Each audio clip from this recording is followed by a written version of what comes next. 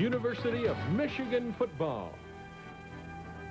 Brought to you by Stroh Signature, the beer with something extra. By National Steel Corporation. National, driving for #1 in quality, delivery, and price. And by Burger King. Aren't you hungry for a delicious flame-broiled juicy Whopper at Burger King now?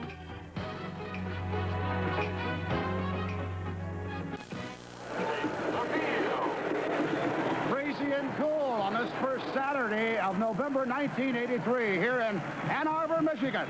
And of course, the site is Michigan Stadium.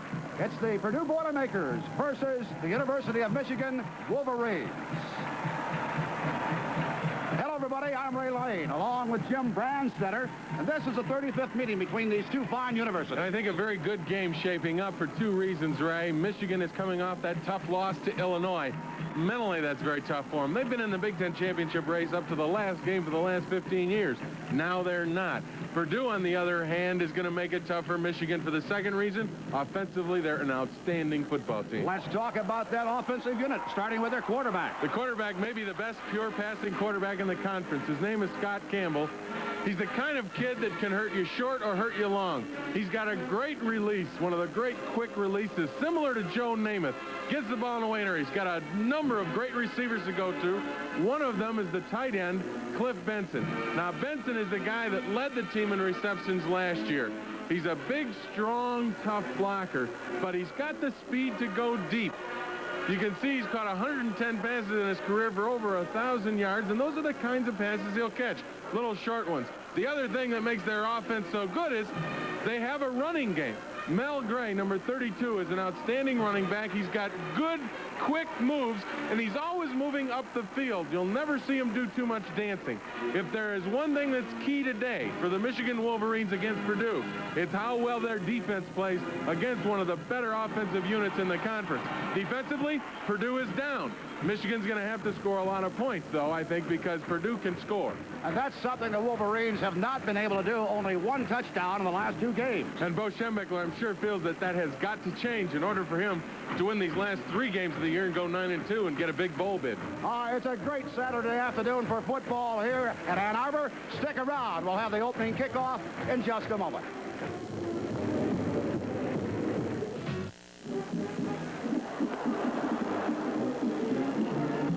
Boilermakers of Purdue have won the flip of the coin and have elected to receive, and Michigan will be kicking off. It'll be the duty of Todd Slopey to handle that opening kickoff.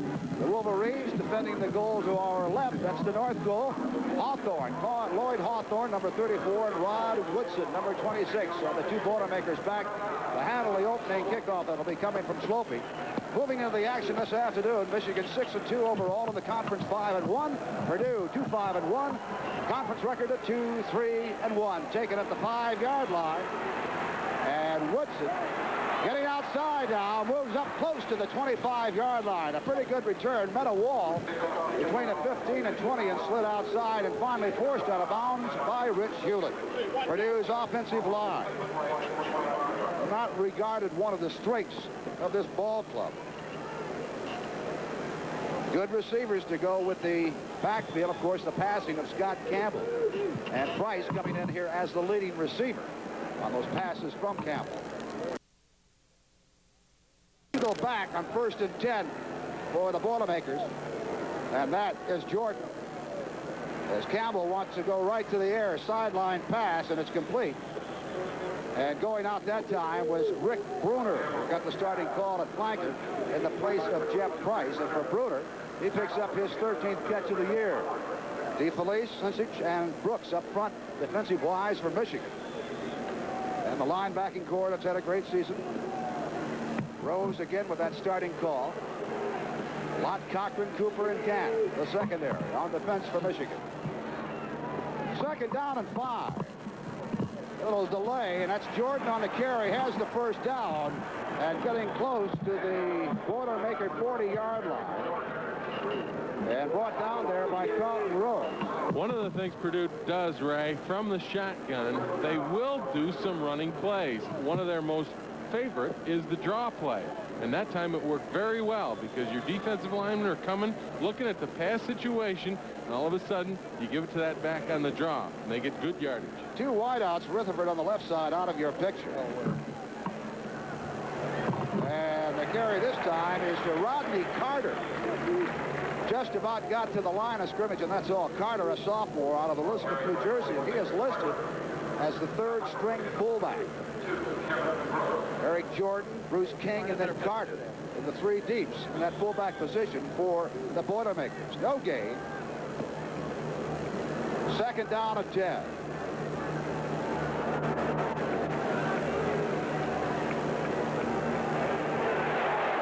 Talk about the quick release.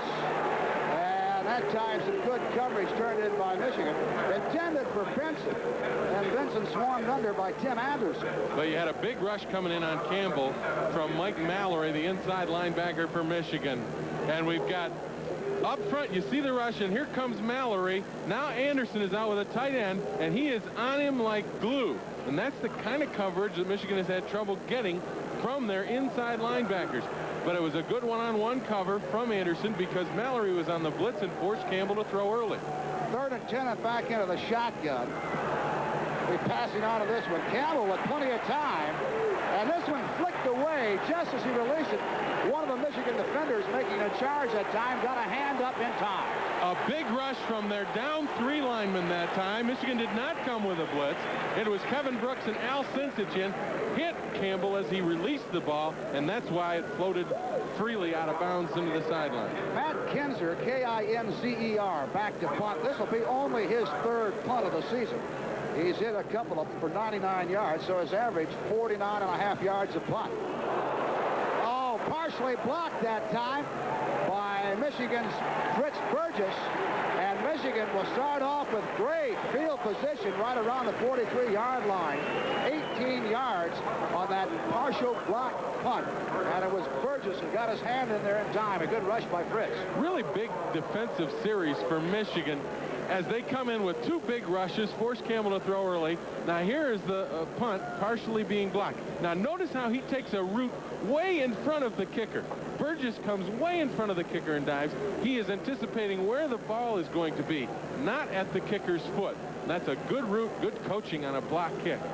1st and 10 for Michigan at the 43-yard line of the Wolverines. Little swing and pass out formed into the screen. Rick Rogers breaks the tackle. Trying to get to the midfield stripe, does so into Purdue Boilermaker territory at the 45, but a flag has gone down at the Purdue 49. And it might be a clip against Vince Bean. It looked like a clip against Vince Bean. I don't know, Ray, because Vincent Bean did a great job. That's the preliminary signal. It's a clip against Michigan, and I'm going to doubt and question the call. I don't know whether we have it on a replay or not, but Vincent Bean comes back, and he is very careful not to throw into the guy's legs, and he holds up just to the right moment, and he actually got his head in front of that defender. I don't think that was a clip. You can see Jerry Diorio discussing things over with the referee, Ortho Gortz. But to no avail, it's marched back to the 36. Take a look at it right now. Watch the right part of your screen. Now, there's the block. Now, Vincent Bean did not throw into the legs, and the guy actually falls on his back. I think that's a good block by Vince Bean. First penalty of the afternoon. And for Michigan, they've been averaging just about 40 yards a game as far as penalties are concerned. Oh, 1st down and 17. And up to the 40-yard line on the carry. And this by the fullback, Eddie Garrett. Michigan's offensive line, who hoping to bounce back from a week ago against Illinois, beaten by the Illini in that forward wall. The backfield was Smith, Garrett, Rogers, Nelson, Mark Ray, and Bean getting the starting call as a receiver. We'll check out that Purdue defense in a moment. 2nd down and 13 for the Wolverines. Rogers showing some good running on that first play from the line of scrimmage, only to see it march back because of the penalty. Smith on the pass to Bean. Complete. 1st down, Michigan. And this one now in the Boilermaker territory right around the 43. Let's talk a little bit about how Michigan has opened up here offensively. First play of the game from scrimmage for Michigan, they throw a pass. It gets called back. Next play, they run a fullback. Next play, they run a long pass. Bo's mixing it up a little bit against this Purdue defense. And this defense, by the way, the forward wall, including the outside ends, not regarded as a great defensive line. Secondary, the strongest part of Purdue's defense. 1st and 10. Little delay and now a rollout, and Smith's pass for Bean is a little bit low. Bean standing around the 28-yard line. It's incomplete. He had him open. Steve having trouble throwing on the run, it looks like, when he rolls out to his right. You've got to square your shoulders up to the line of scrimmage and get that ball out there. Steve didn't, and he kind of threw over, crossed his body, and the ball came down real low. So DeOrio checks back in, bringing in the play for the Wolverines. 2nd down and 10. We're in the first quarter with 11 minutes and 48 seconds to go in that first quarter. No score. One possession by Purdue, forced to punt, partially blocked, and Michigan has had the ball the last couple of minutes. Rick Rogers on the carry. Nice hole between guard and tackle on the left side. And Rogers picking up just about 8 yards on that carry. One of the things Michigan is going to try to do, I think, against Purdue is cut back or run over the middle, because Purdue will shift to their tight end and force Michigan to run to the weak side. That time you saw Rogers start outside, then cut it back a little bit over the center, and there was a big hole there because Purdue is over shifting to the tight end side. So that was Gladstone, who is listed as a defensive end, coming up and making the tackle. 8 yards on the carry. 2nd down, or rather 3rd down and 2 for the Wolverines. Fake to the fullback, and Smith cuts back in close to the 1st down. And leading the way that time was Derek Hoskins, along with Kevin Sumlin. And Hoskins, young man out of Detroit's McKenzie High School, and his dad for so many years, one of the leading football coaches in the public high schools around Detroit, Joe Hoskins. One of the things we saw again, Michigan running into the weak side. Purdue defensively is coming up and covering every player to the tight end side of the formation.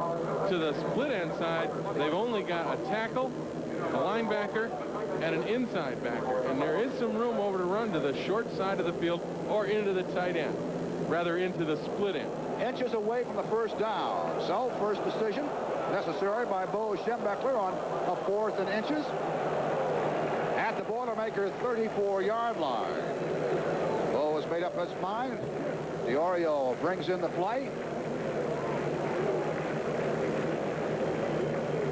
Boy, that is just inches away from the 33-yard line needed for the 1st down. It'll be interesting to see how the Wolverines conduct themselves this afternoon after that tough loss down in Illinois a week ago, and I guess we refer to as a gut check, just to see what kind of a ball club that Bo has, how they want to bounce back. Smith on the carry, should have enough for the 1st down. Was getting that ball, hoping for some blocking on the right side by Humphreys and Doug James, and the Wolverines have the 1st down. You know, talking about what you just said, right, idea of what they're going to be like mentally, and I think that the defensive series that we first saw show that they're ready to play. Bo has got them ready.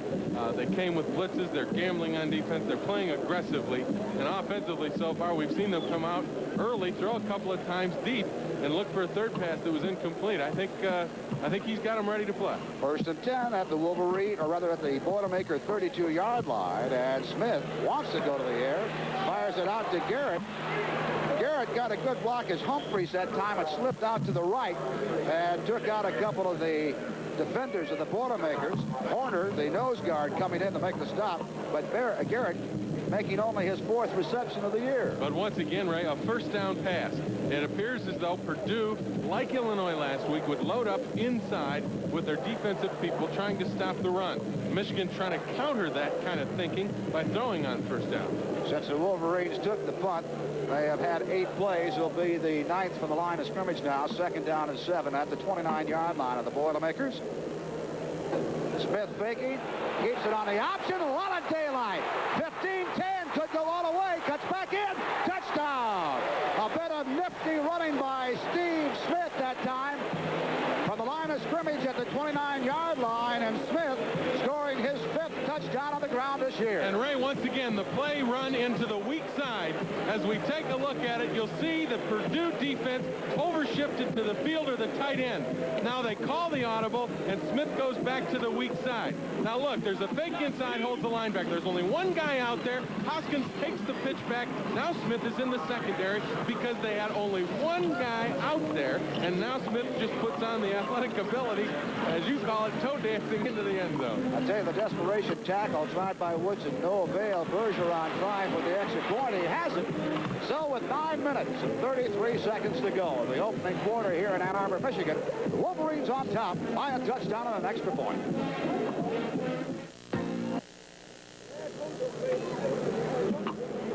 Well, the running of Steve Smith through that weak side, and Jim, you called that one pretty well, capped off with that 29-yard trot. The extra point giving Michigan a 7-0 lead. Hawthorne to the right and Woodson to the left to take the kickoff from Slopey. It'll be Woodson right around his 3-yard line. Gets across the 20 up to the 22-yard line. And so the Boilermakers for the second time in his opening quarter will be going on offense. Burgess, by the way, leading the way for the Wolverines. The special teams on that tackle that time to stop Woodson. Mark it at the 22, 1st and 10 for the Boilermakers. Boilermakers coming off a big win a week ago against Northwestern. And in that ball game, they're starting tailback Mel Gray, picking up 3 touchdowns.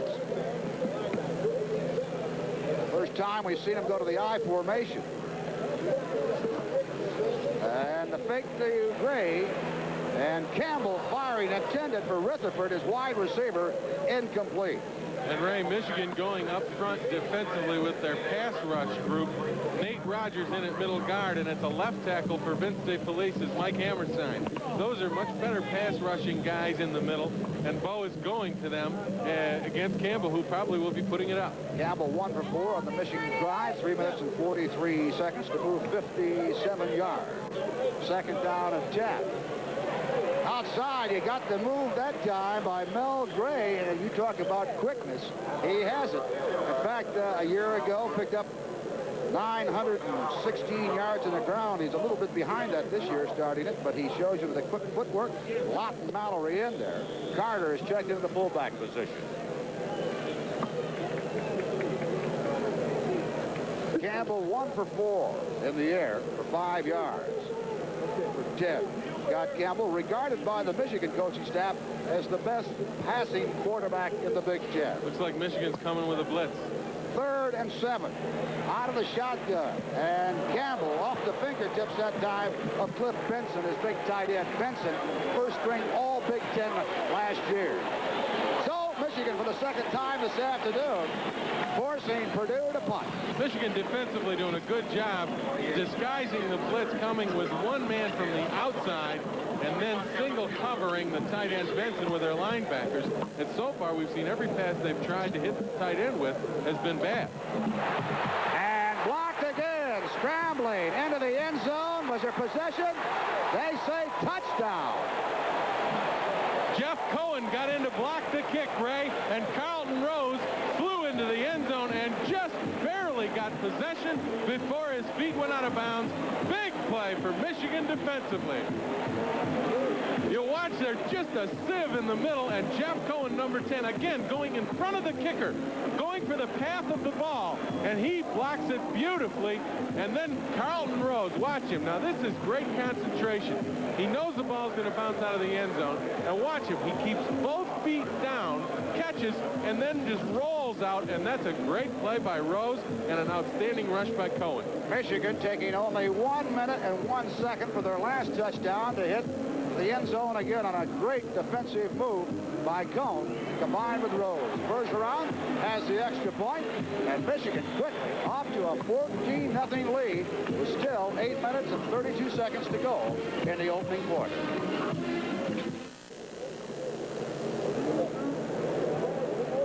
Well, we talk about the drought the Wolverines have had their past 2 ball games, coming this one not being able to score touchdowns, and quickly moving against the defense and the offense of the Boilermakers to jump out to a 14-0 lead.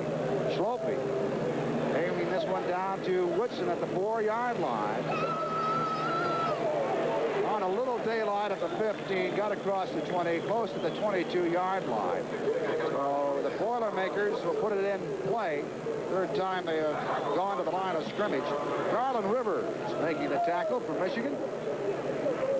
And Woodson bringing it back to the 22-yard line. So it's catch-up offense now for the Boilermakers, Scott Campbell.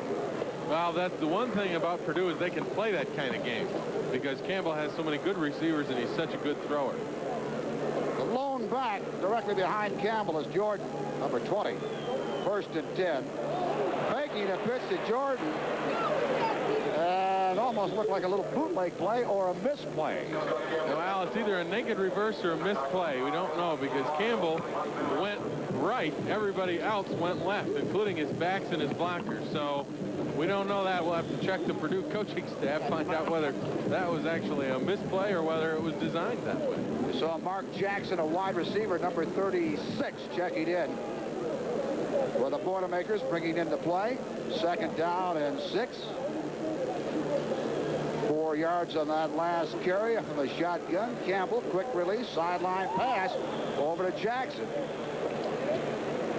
And they say he made the play and then stepped out of bounds. So it's a first down across the 35 to the 36-yard line of the Boilermakers. Little out pattern, very safe pattern. Michigan defensively giving Purdue a lot of cushion now with a 14-point lead. You see Jackson out to the sideline, Cochran giving him about 5 yards. The timing pattern, and that's tough to stop. But I'm sure Michigan defensively willing to give that up with the lead they have. Mel Gray on the carry. Scampers across the 40-yard line, close to the 42. And in there was Mike Mallory to trip him up. Campbell in the passing department, 2 for 6 for 15 yards. And defensively for the Wolverines, we see Tommy Hassel in the ball game at that linebacker spot opposite Rodney Lyle. So Hassel's injury to his hamstring must be, he must be 100%. Up front defensively, Dave Meredith is in there for Kevin Brooks. 2nd and 4. Gray again on a carry. Should have enough for the first down. They'll mark it at the 47-yard line by half a yard. Mallory around the shoe tops that time of the stop. Let's go back and talk about something you were talking about earlier, Jim, and that was about the pass rush by Michigan's defense. And you mentioned a couple of the players. Is that because of a little more quickness that they have? Well, some players are better run defenders up front. Some guys are better rushers. It's just simple as that. You see Pittsburgh and the pro team sometimes will throw different people who are specialized in pass rushing. Michigan has that same kind of talent up front. Showing the blitz that time by the Hassel coming in and saying, how do you do to Mr. Jordan? Hassel breaking through, and Jordan tossed for the loss. You take a look at Tom Hassel, and that's one of his first actions that he's seen in the last 2 weeks because of that injury. And tell me Tommy Hassel is just ready to play. We talked to him the other day, and he says, I just like to get in there. I like to hit people. That's why I like to play defense, and you can see why. He stood him straight up. Mr. Jordan, that is, back to the 40-yard line. So a loss of 7, 2nd down and 17 for the Boilermakers. Hassel the hammer. Shotgun again employed by the Boilermakers. Campbell. Blitz is right. Trying to get out of it, does. Manages the release and fires out the bench and close to the 50. They say he trapped it. Incomplete. Michigan came with an all-out blitz from the corner. Was coming the one back, Rodney Lyles. Inside linebackers were coming. How Scott Campbell got out of this, you just don't know. He's a cool customer, 3-year starter. There you see Rose out there coming. Now, somebody's got a hand on him. He's still able to hold on, and that's the release. That quick release allowed him to get that ball off under real heavy pressure. But he's a cool customer back there, Ray. He is. And has quickness of foot, too. Moves around pretty good. Flag goes down when they had motion by Purdue.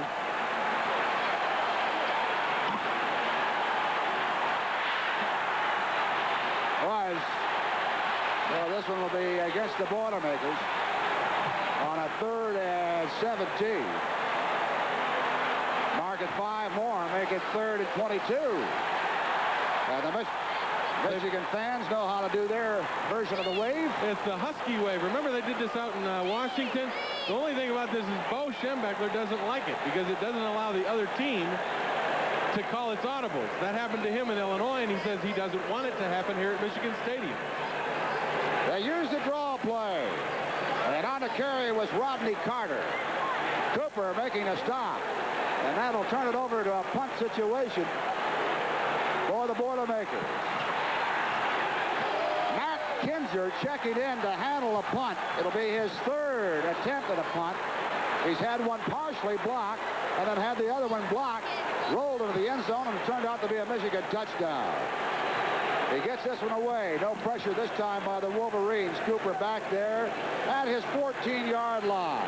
Breaks one tackle, gets across the 20-yard line. And so Michigan will start this one at the 21-yard line. 5 minutes and 15 seconds to go.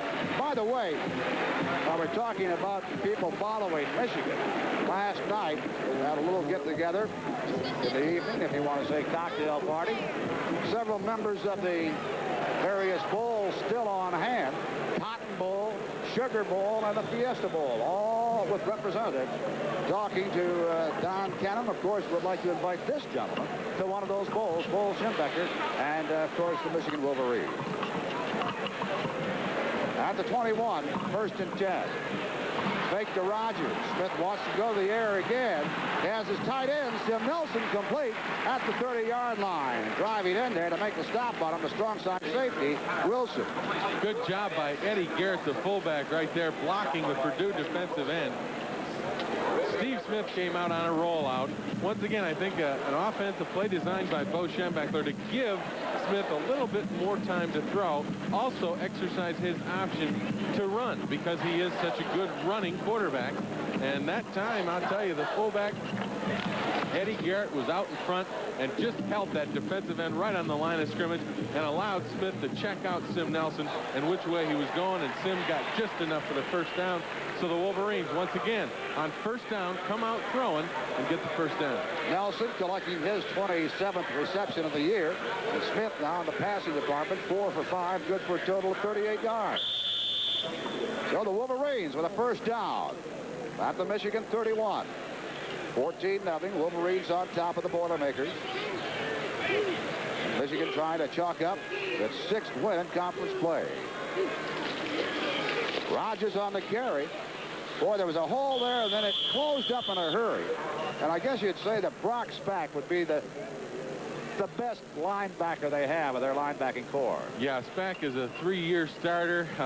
He's one of their better inside linebackers. Defensively, Purdue's been hurting all year long.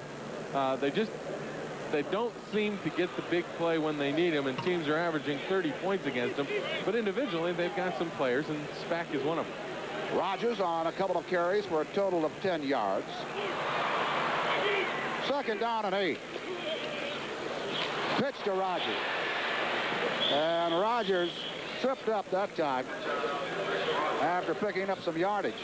The Boilermakers using some players that are not listed on the 2 deeps. And this is Tim Richardson who got credit. He's listed as a tailback, but he's playing defensive ball. Why not? Burt, of course, with that 2-3-1 record in the Big Ten, a chance to look at some of his younger players for the remainder of the schedule. Right, and the other thing that Purdue's doing is they are putting linebackers out now to that weak side, so they're getting somebody into that area rather than loading up to the strong side, because Michigan hurt him with that option that Smith scored on.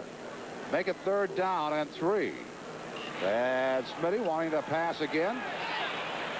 Found a man at the sideline. Should be enough for the first down. That was Vince Bean cutting back in for the reception. Nice footwork by Vince. Vince Bean has got a pattern, it seems like, on that sideline pattern where he leans out of bounds about a yard or 2. Part of the reason, though, the pass is able to be complete, Smith wanted to throw out left and then came back off that and threw right. The reason, the offensive line blocking. That's the protection that they didn't get last week against Illinois. Smith was under pressure all last week. So far this time around, he's been able to look for his first receiver and his secondary receiver without much pressure. So the Wolverines pull off the 3rd down conversion. They're about 48% for the year. Here's Rogers trying to get outside. Picks up about 3 yards on that carry, just about to the 50-yard line. Rogers on his 3rd carry for a total of 18. 4th carry, that is. Got 3 on the carry. 2nd down and 7.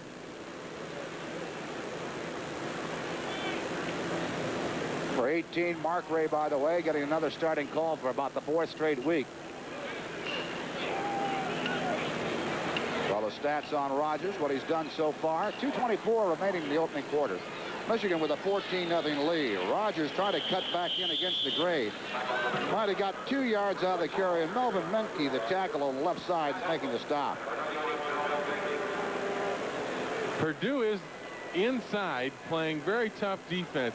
They've got a lot of people committed between the tackles to take away the run. Now, Michigan has been successful going outside with the option and throwing the short pass underneath. I suspect on this play we'll see something like that. Now they slot Bean to the right. Mark Ray, the outside receiver, out of your picture.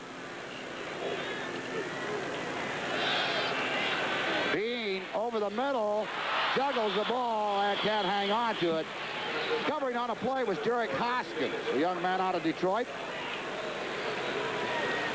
Bean would have made that reception. He still would have been shy, maybe 2 yards, yard and a half of getting the first down. You know, Ray, that's something that Illinois did to Michigan last week. So the Wolverine coaching staff picking something up from the Fighting Illini. They slot Bean out to the right and bring him over the middle in kind of a drag pattern that Williams hurt them with so much last week. Underneath and then getting the yardage after he makes the reception. Bracken with his first punt of the afternoon. And he has been having his difficulties. This is Woodson waiting for it at the 11-yard line. Not going to go anyplace that time. And in there for Michigan was Scarcelli, who makes the stop on Woodson. So we got a timeout with 1:30 to go in the opening quarter. Michigan leading by a pair of touchdowns.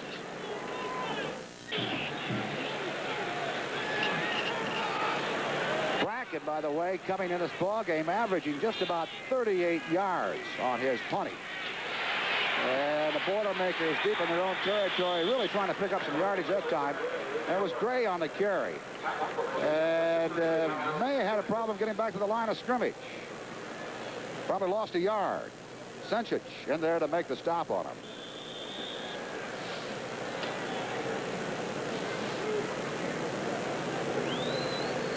Jackson checking in for Purdue, the wide receiver.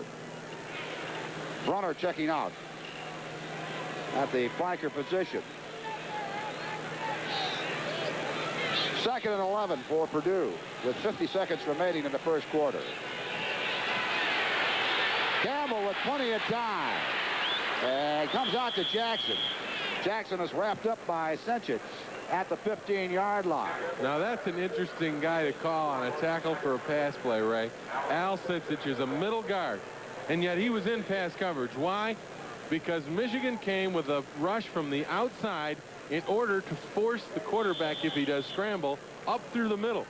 Sencich doesn't rush. He stays on the line of scrimmage. He's got responsibility for a draw with the single setback or a scramble up the middle. That time he stayed with the back who came out, which was the fullback Carter, and made the tackle on a pass reception.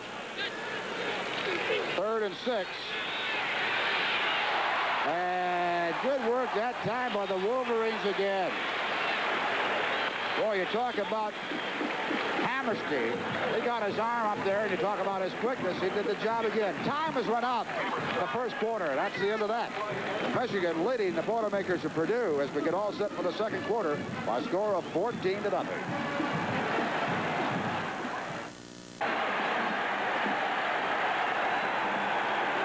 Scrimmage for the Boilermakers, a 15-yard line, 4th down and 6. So Kinzer checking back in for his 4th punt of the afternoon. Cooper back for Michigan. Evan back at his 45-yard line. Takes it now at the 42. Straight up and across the midfield stripe down into Boilermaker territory, close to the 42-yard line. But there's a flag at the 45 of Purdue, so we'll wait for the call on that one. By the way, Kinzer, we're informed by Jim Snyder, our statistician, quite a baseball prospect. He's a pitcher on the Purdue Boilermaker baseball team, has already been drafted by the Cleveland Indians. But he's had trouble with punting this afternoon. Oh, we got a clip on that one? No, Michigan got caught blocking below the waist on a return, and that's a penalty.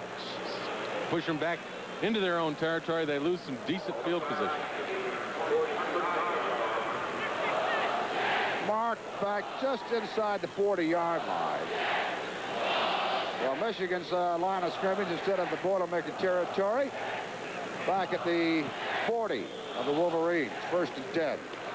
In that first quarter, Michigan with 9 rushes for 56 yards, and Smith was 5 for 7 in the air for 47, good for a total of 105, or rather 103 yards total offense in that opening quarter, and leading 14-0. The option play, Smitty will continue to hang on to it, and why not? He's got some valuable yardage all the way to the Boilermaker 40-yard line, so he collects 20 on that carry. And once again, running it to the split end side of the formation, Ray.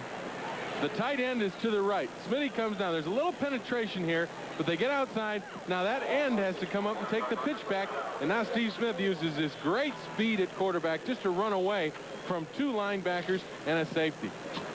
Well, Smith has carried 4 times so far in this ball game, and he's on his way to having a good afternoon on the ground. He's already had a pretty good one in the air, but he's got 52 yards collected on the ground. 1st and 10 at the Boilermaker 40-yard line.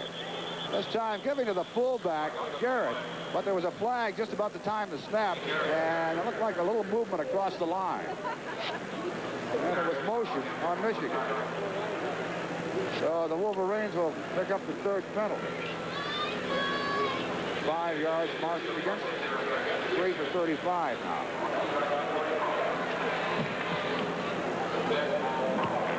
Take a look at the 3 down people, and there is movement by the left guard, Jerry DiOrio, just before the snap of the ball. Yeah, that's a procedure penalty. So Michigan gets pushed back. They're looking at 1st and 15. And you can see the way that play was developing, that DiOrio and Dixon were double teaming, probably on Horner, the nose guard, and slid over just a little bit. Good fake that time. Looked like a mix-up, but it wasn't. And Garrett hitting the line, and Smitty following right on his heels. Getting back almost to the original line of scrimmage. Alcrone in there to make the stop on Smith. Once again, Ray, Michigan running that option to the split end side, or the weak side, because Purdue is overshifting their defense to the tight end. And that leaves 1 less person to the split end side. And when you run the option out there and you don't allow penetration of the line of scrimmage, you got yourself a play.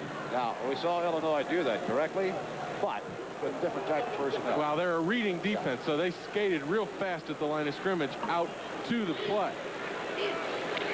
2nd and 11. And Smith with a lot of time. Markway wide open. And touchdown for young Triando Markway out of Detroit DePorres High School. An afternoon he'll remember as he picks up his first collegiate touchdown. He was wide open, and one of the reasons he was wide open was because Michigan ran the option fake. They started going to the right, and both people followed Sim Nelson, the tight end, down the middle of the field. Mark Ray stayed on his sideline and came wide open. So Michigan with its 3rd touchdown of the afternoon. Bergeron checking in to try for his 3rd extra point. Decker holding. Got it away, and it is good. So with 13:48 in the 2nd quarter, the Boilermakers of Purdue have got some catching up to do. Wolverines on top by 3 touchdowns.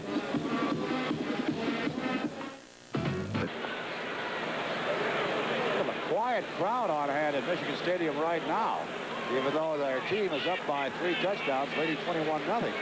Hawthorne, along with Woodson back there to take the kickoff from Slopey. And that touchdown strike at 41 yards to Markway, the longest pass completion by Smith this year. This is Hawthorne, and gets across the 25. Check it, it was Woodson on the carry. Take a look at the touchdown now. Steve Smith comes down the line of scrimmage to the right. It's a fake on the option. Look at him. He's running down. Now he comes back, looking right, looking down the middle. His 3rd receiver was Mark Ray. The first one was Nelson. Mark Ray comes wide open on the backside and is wide open because of that play action on the option look. As Michigan goes 60 yards, only takes them a little more than a minute. They got a 21-0 lead. A real good play action pass by the Wolverines to score. At the 26, 1st and 10 for the Boilermakers. And Campbell, avoiding trouble, still wants to throw. Intercepted by Lott. Pulls that one off right around the 39-yard line. Stepping in front of the wide receiver, Rutherford that time. Lott coming in and hauling it in for young John, his second interception of the year. Scott Campbell getting heavy pressure back here from the outside. Rodney Lyles, number 80. 90 Vince DeFelice on the other side. Cuts up. Now Kevin Brooks comes up and is right in his face.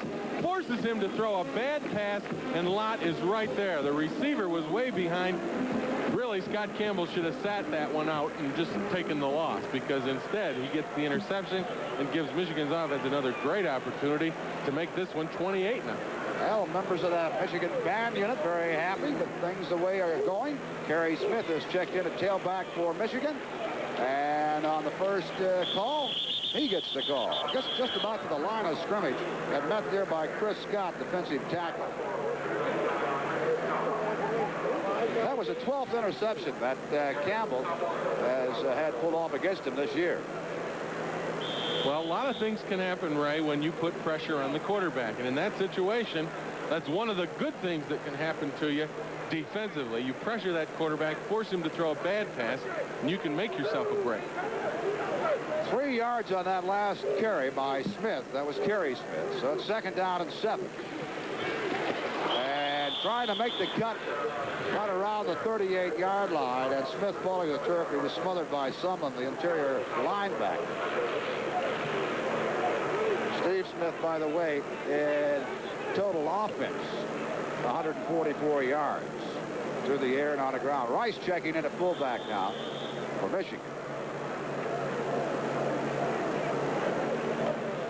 Carthon's coming out of there. Bean and Mark Ray wide on the right side. Kerry Smith wide on the left side. And Rice, the lone back behind Steve Smith. Got a good pocket to throw out of that time. Vince Bean makes the reception right at the 28-yard line.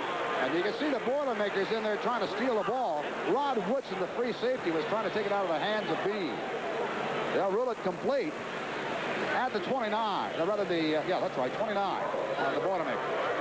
And again, Ray, that's the same pass pattern that Illinois used against Michigan last week. They put Vincent Bean out in a slot. He's the inside receiver of the 2 wide men to the right. He comes over the middle and just drags across into that zone, that open seam in the zone beneath the deep drop of the linebackers and in front of the deep backs. And he comes open, and Smith drilled it that time, and they got just almost enough of the first down, but they're only about half a yard short. You talk about the seam, Jim.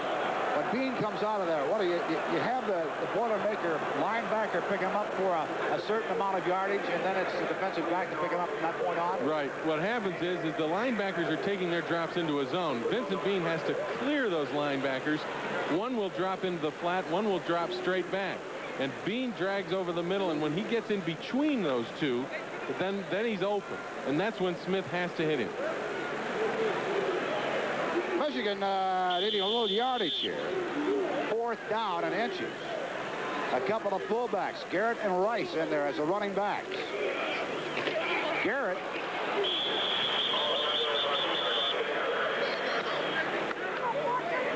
close to the first down. We may get a measurement here. And will. Although Courts, the referee, asking for the chain to be brought back out again.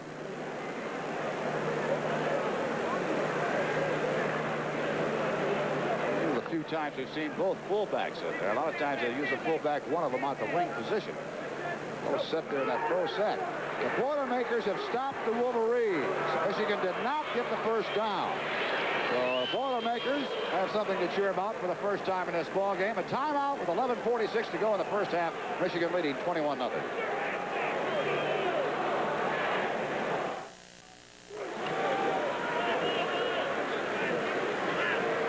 Boilermakers going on offense after stopping Michigan on a 4th and inches at the 29 of Purdue.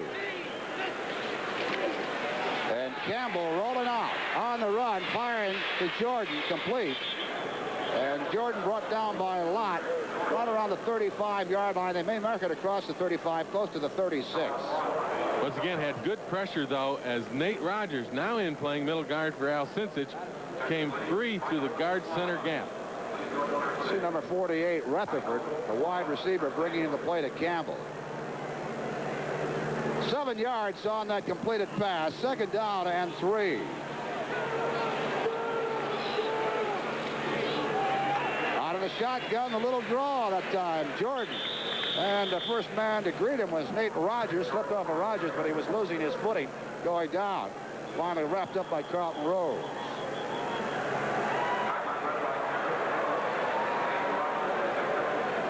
Kevin Brooks is injured, and let's take a look and see if we found out how he got hurt. He's in there with a rush. Now he reads the draw and comes outside.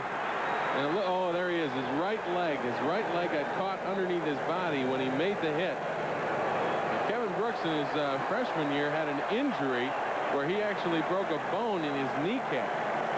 And again, losing a defensive lineman of Kevin Brooks' stature would be critical for Michigan. It's nice that they have Mike Hammerstein back after his injury earlier in the season. So the injury to Brooks, they can rest him this game and make sure that it's nothing serious. And another fellow that's been getting some good experience this year, although he already is a senior, is Dave Meredith at that position. But you're right about Hammerstein coming back in. So Brooks, under his own power, going back to the Michigan bench. Looks as if he was walking it off in pretty good fashion. See if he gets back in this ball game. And checking in is Meredith, number 96, at that tackle position.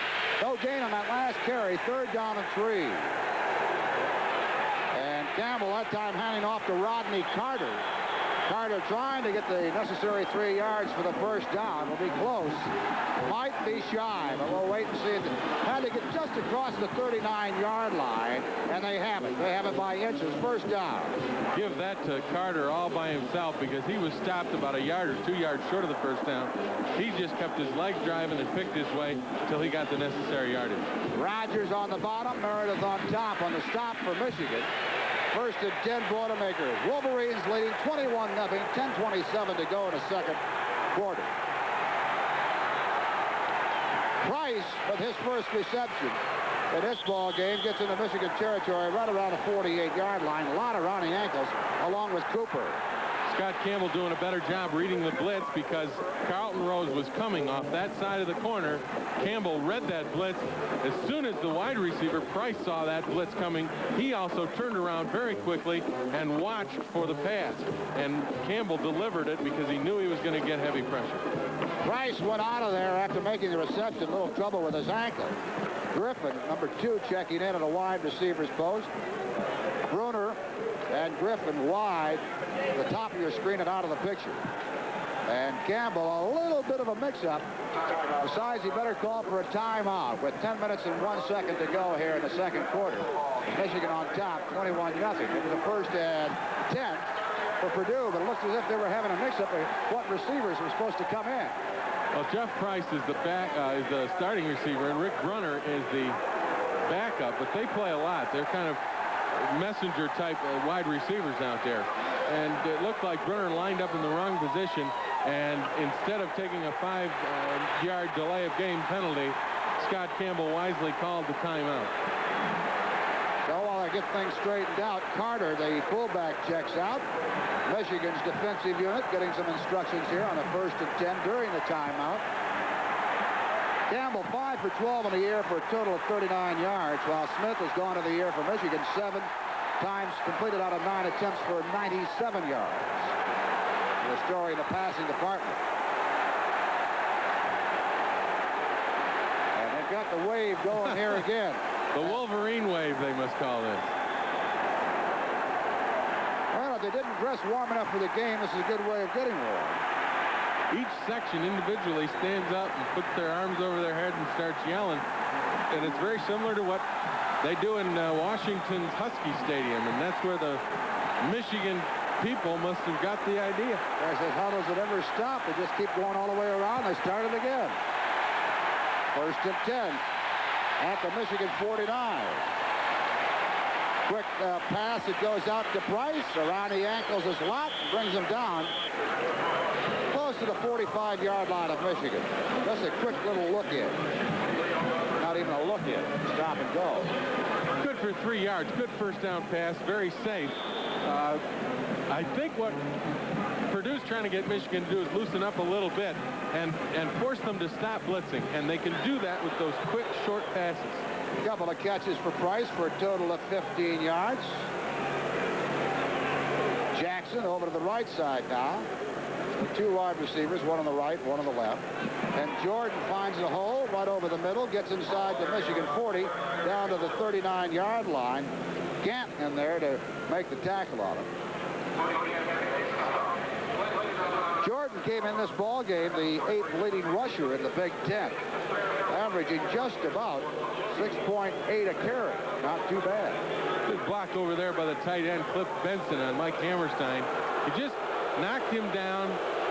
That's all it creased that the back Jordan needed to get the good yardage. And again, quick opening plays like that can stop a team involved in a blitz. If teams are coming at you with blitzes all the time, like Michigan has been against Purdue, what happens is you catch them real quickly with that.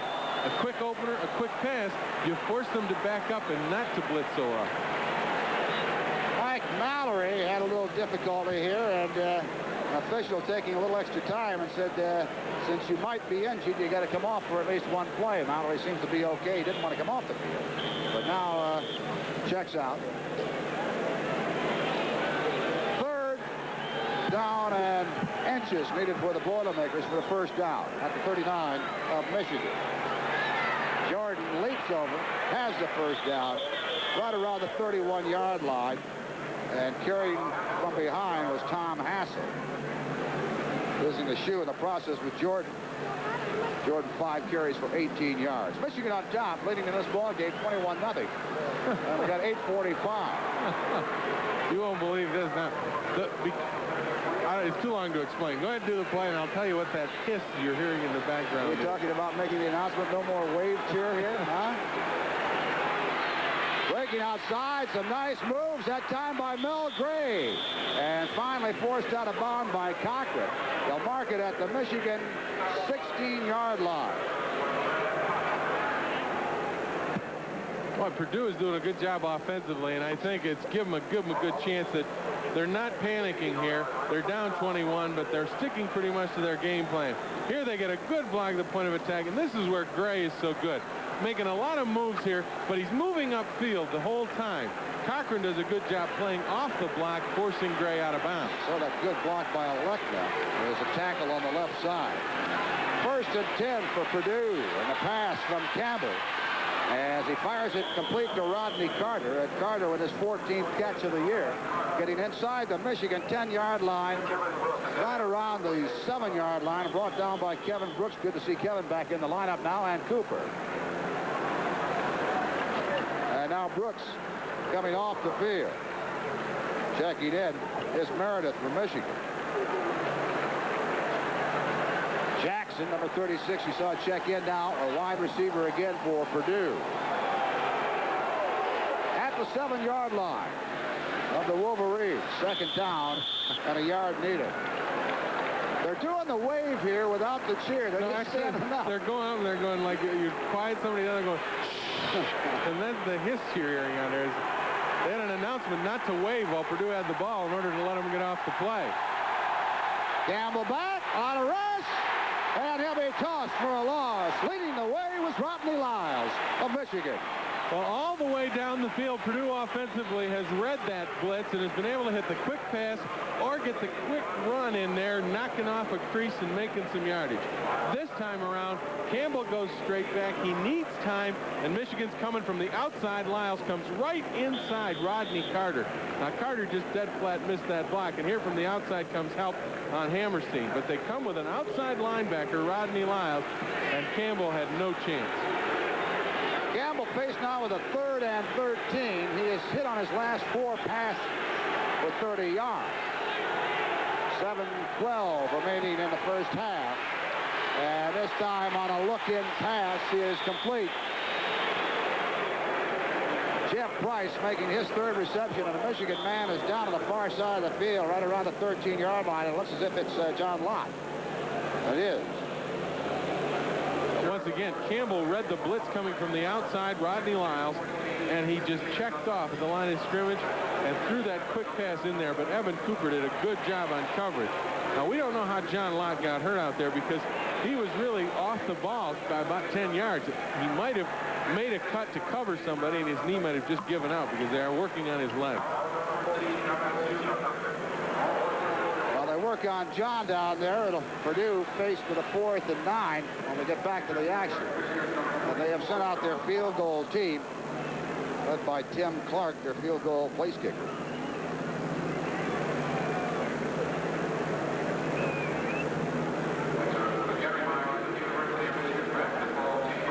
We're working on John Lott over there.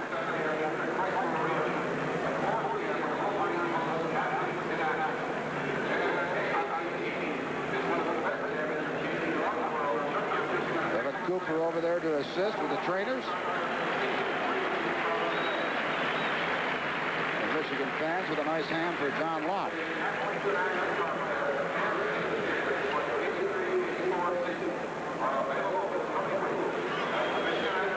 Wolverines after this one will go on the road for the final time of the regular season. Next week going to Minnesota.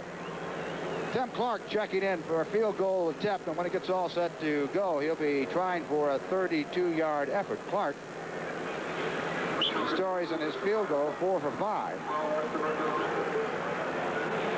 Young man out of Pennsylvania. They mark it at the 22. 32-yard effort.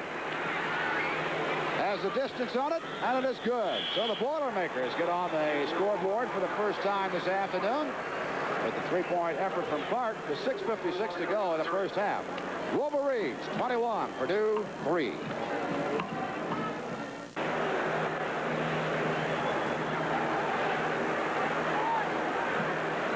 Purdue ready to go to work with the kickoff. Walt Rapizza, Goshen, Indiana. Rogers and Kerry Smith back to handle the kickoff for Michigan. Rogers 20, Kerry Smith 23. Walt Rapizza, a senior.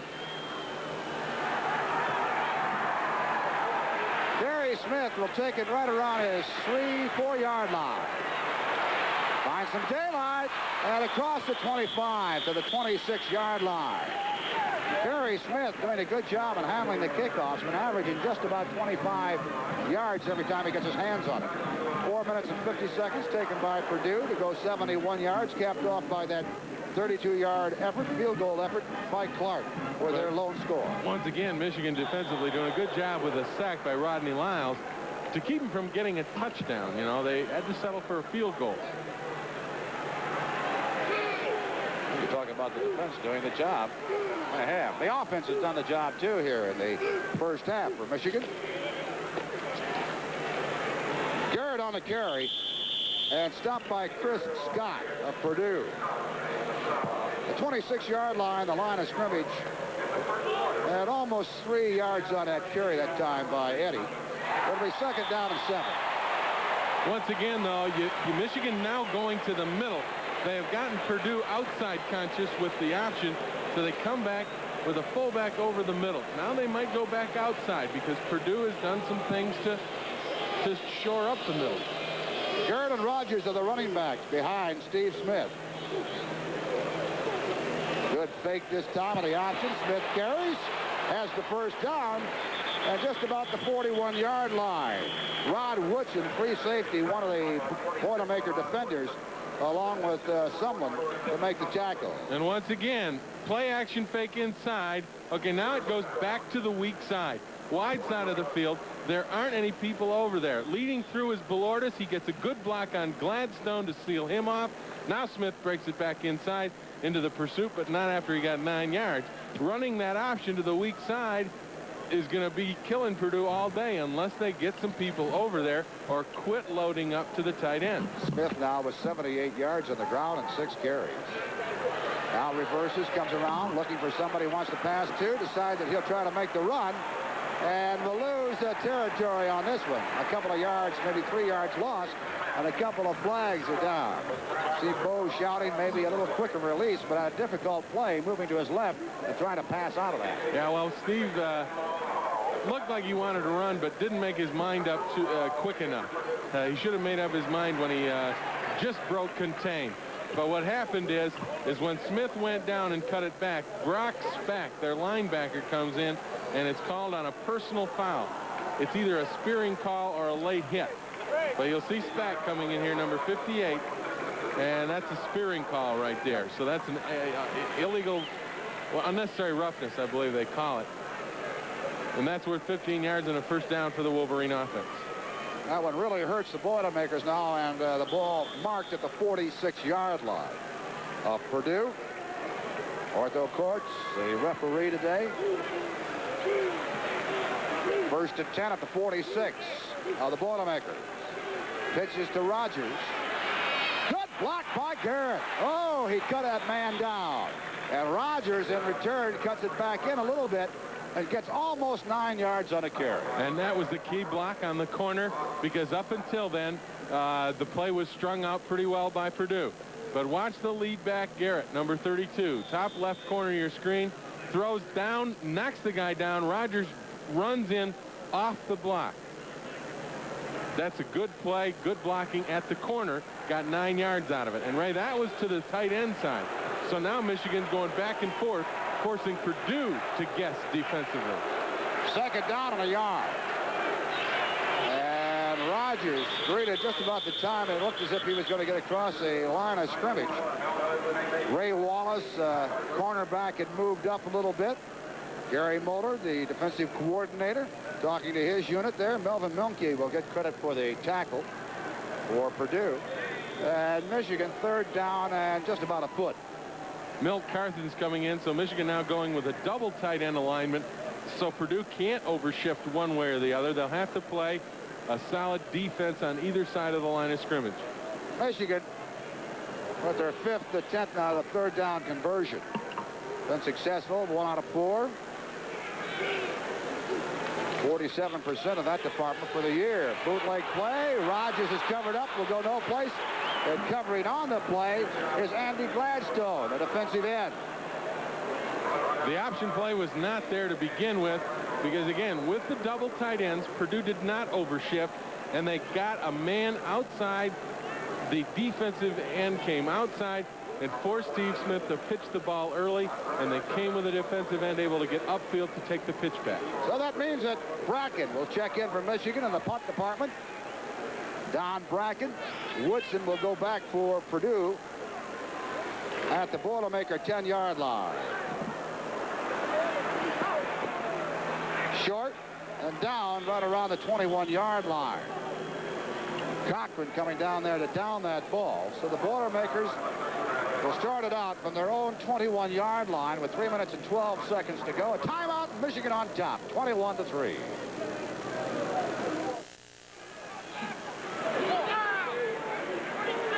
First and 10, Boilermakers at the 21. And Hawthorne trying to fight for some room. Boy, he was greeted just about the time that he received the handoff, and in there to greet him was Rodney Lyles. Mallory also in on the play. And Mallory slow getting up. Leon Burtett, the head coach, of course, of Purdue. There's Mallory. Not the third Wolverine we've seen pay the price this afternoon. And another linebacker, and we've seen enough Michigan linebackers go down this year that, you know, it's hard to believe you've got so many injuries at one particular position. If Mallory goes out and is unable to play today, that would mean that both starting linebackers at the beginning of the season are now out. It looks like he's all right. He might have just gotten the wind knocked out of him. Coming over the bench right now. Tim Anderson checking in. Linebacking post for Michigan. Loss of a yard on that last play by Purdue. So 2nd and 11 at the Boilermaker 20. Campbell with a quick release and pulled off that time by Cooper. as Campbell overshot the intended receiver. And Cooper coming up with the interception at the 41-yard line. Campbell just overthrows this pass. He's got time, but he just overthrows the receiver, and Cooper, who's back there playing safety center fielder, is over covering that area, just comes up with the interception. Not so much as a great defensive play as it was a poor pass by the Purdue quarterback. So Cooper has his 4th interception of the year. Already one of the leaders in the Big Ten in that department.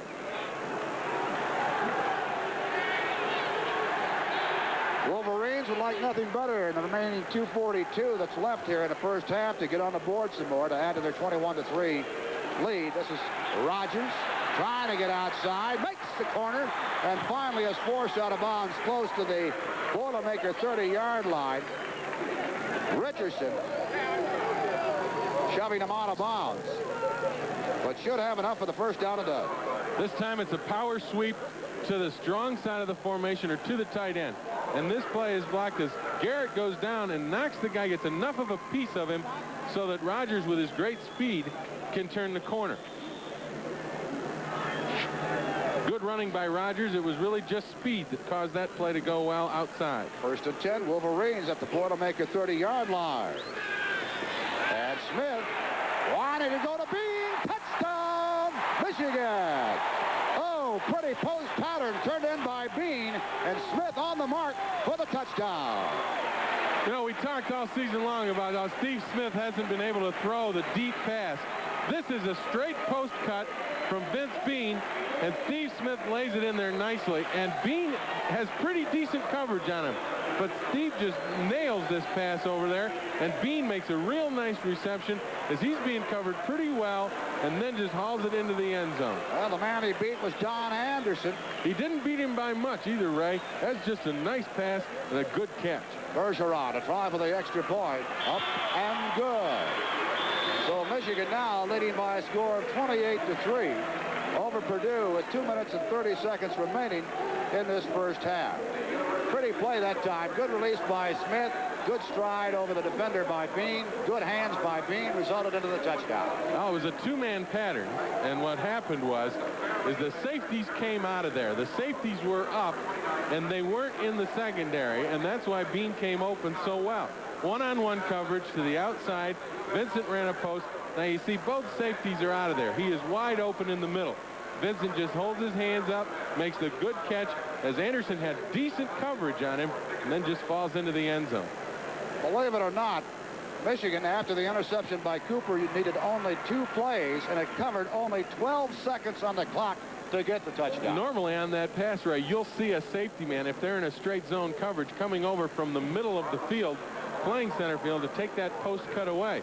We saw Steve Smith a few weeks back throw an interception against Iowa where that safety had come up down the middle of the field and taken the post cut away. This time, Vincent Bean got inside of him running the post, and Smith laid it out perfectly. So Smith has gone to the air for 2 of the touchdowns scored by Michigan so far. Schlopy with the kickoff. Hawthorne watching it bounce, now takes it at his 4-yard line. Daylight up the middle. Now moves outside, back in the middle. And a good run back turned in by Hawthorne across his 40-yard line, close to the 43. Lloyd Hawthorne, the sophomore. And Schlopy helping Cochran on the stop.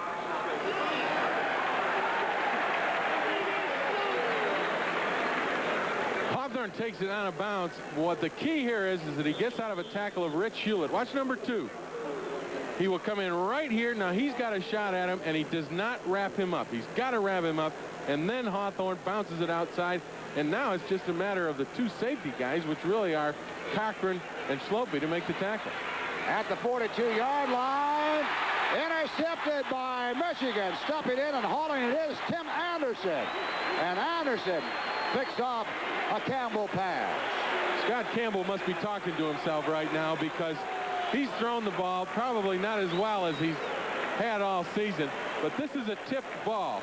He hits his receiver in the hands, goes over him, and it's a tipped ball, and Anderson, playing in that drop position as a linebacker in the zone, just comes up and picks it off the turf.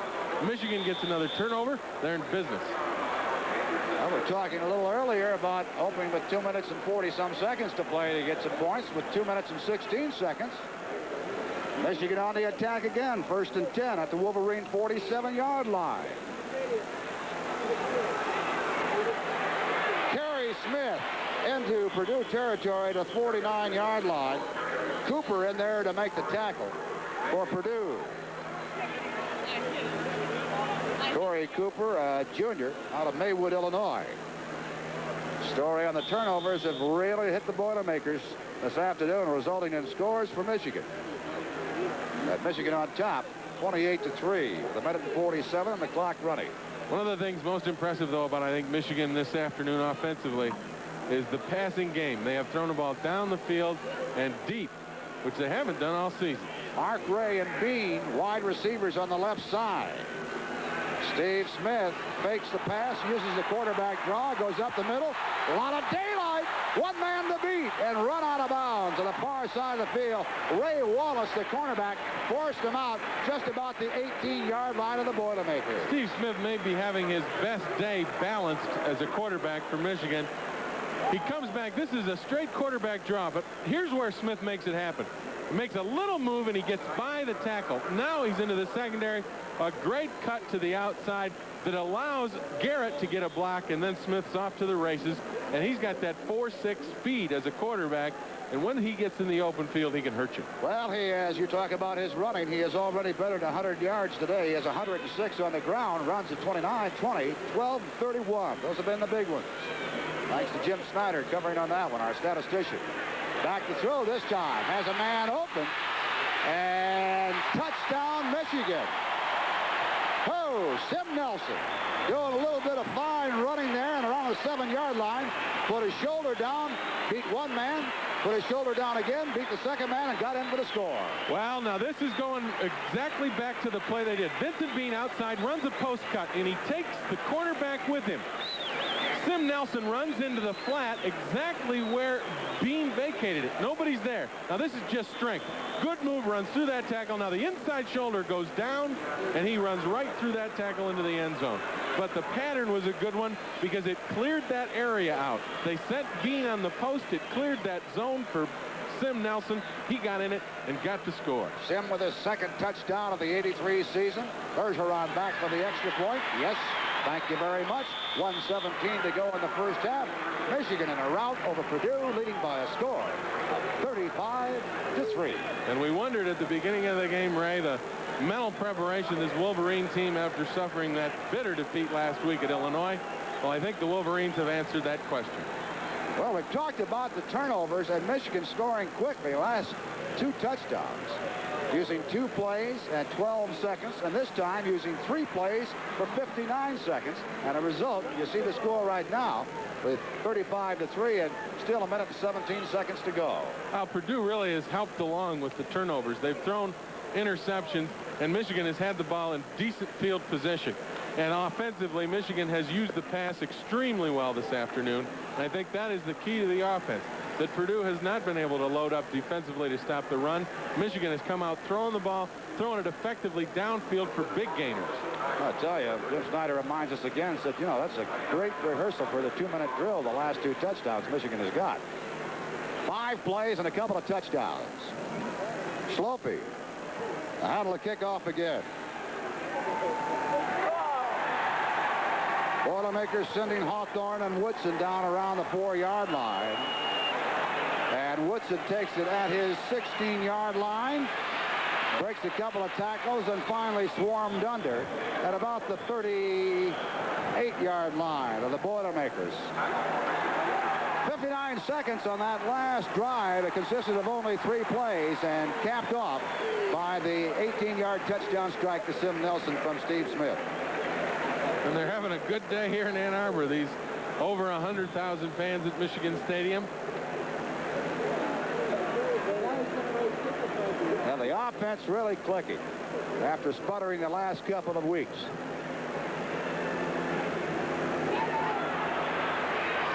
The 45-yard line on the carry was Lloyd Hawthorne. Back up to Mel Gray at the tailback position. Gets about 8 yards on that carry. And second down at 2. 47 seconds remaining in the first half. Hey, we're glad you could join us on the Wolverine Sports Television Network. We've got another half to go. Delay that time, and Bruce King gets his first call on a carry, has the first down in the Michigan territory, just about the 48-yard line, the marker between the 48 and the 47, brought down by Jeff Akers and Evan Cooper.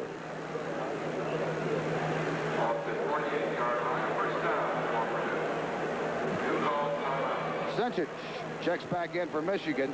Leon Pertnett in his second year as the head coach.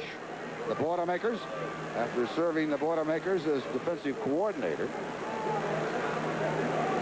So coming in this ball game, a record of 5 wins, 13 losses, and 1 tie. That 1 tie, of course, earlier this year against the Spartans of Michigan State, 29-29. The wins over Minnesota and Northwestern. Purdue offensively, though, hasn't been too bad this season. Against Ohio State, they did a very, very good job moving the football on the ground. Here against Michigan, the problem for them offensively has been the turnover. It has really given Michigan the opportunity to score points. Bo Schembechler has always said this. He said when you get into a situation where there is a blowout occurring, it isn't necessarily on the part of the team that's scoring all the points. The other team has to help. And in this situation, that's what we've had.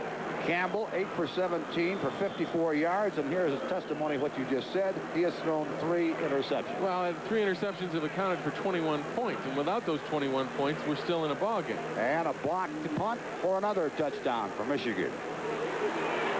First and 10 Wolverines, 47-yard line. Or first and 10 Boilermakers, that is. Wolverine 47-yard line. Campbell with a lot of pressure. He cannot get rid of it. And really on the chase that time was Hammerstein. Came in there and knocked the ball out of his hands. The arm was going back. Well, apparently they've called it a fumble, Ray, and Purdue got it back. Because the ball, they were marking the ball where it actually was picked up. Recovered their own fumble, second and 10.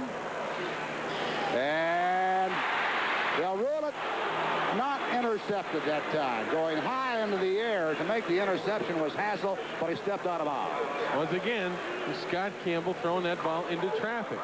Michigan is taking away most of what Campbell likes to do, and we haven't seen, as we talked about it before the game, we haven't seen Cliff Benson, the big tight end, get involved too much in the offense. Michigan defensively has done a good job this year, really, except for the one game last week against Illinois, of taking the big play receiver out of the game for the other team. With 2 seconds remaining in the half, Michigan in a prevent defense now with 5 defensive backs in there. He'll have just checked in, Senchich out of there. And Campbell throwing deep around the 3-yard line and broken up by the Wolverines. Time runs out. Cooper was up there to break up that one. So that's the end of the first half. It's been all Michigan. As you can see, Wolverines leading 35-3.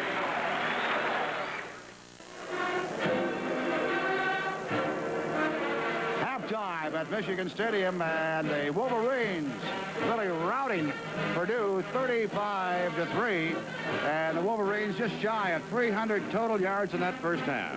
Most impressive, I think, Ray, is the fact Michigan's throwing the ball so well, and they're throwing it deep, something they haven't done all year. The other thing I think is impressive is the defense forcing Scott Campbell, who we talked about, very good quarterback, into throwing early and forcing turnovers.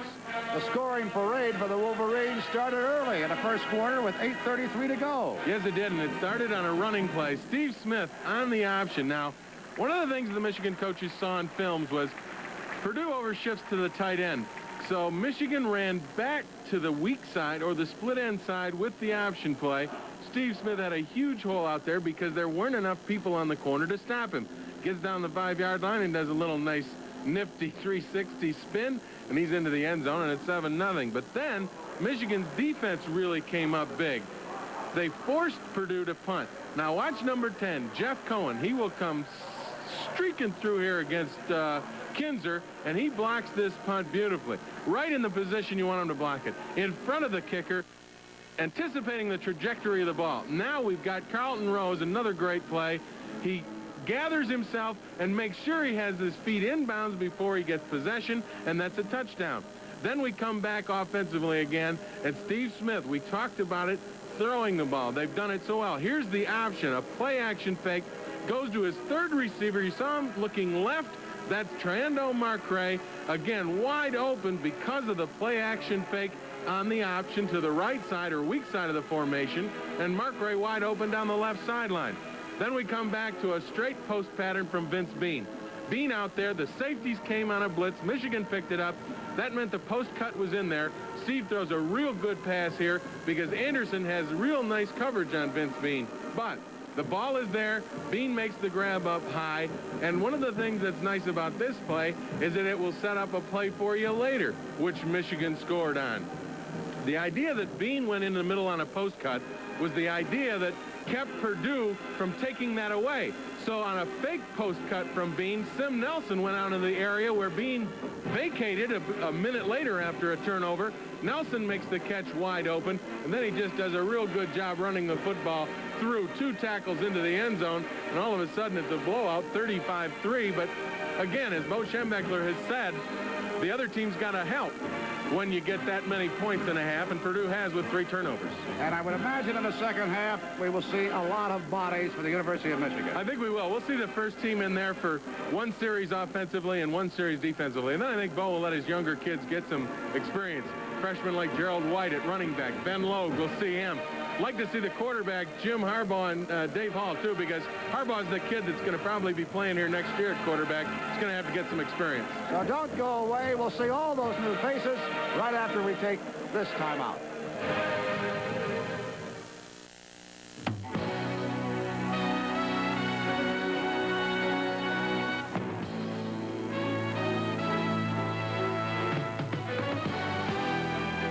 The second half of University of Michigan football is brought to you by Stroh Signature, the beer with something extra. By National Steel Corporation, National, driving for #1 in quality, delivery, and price.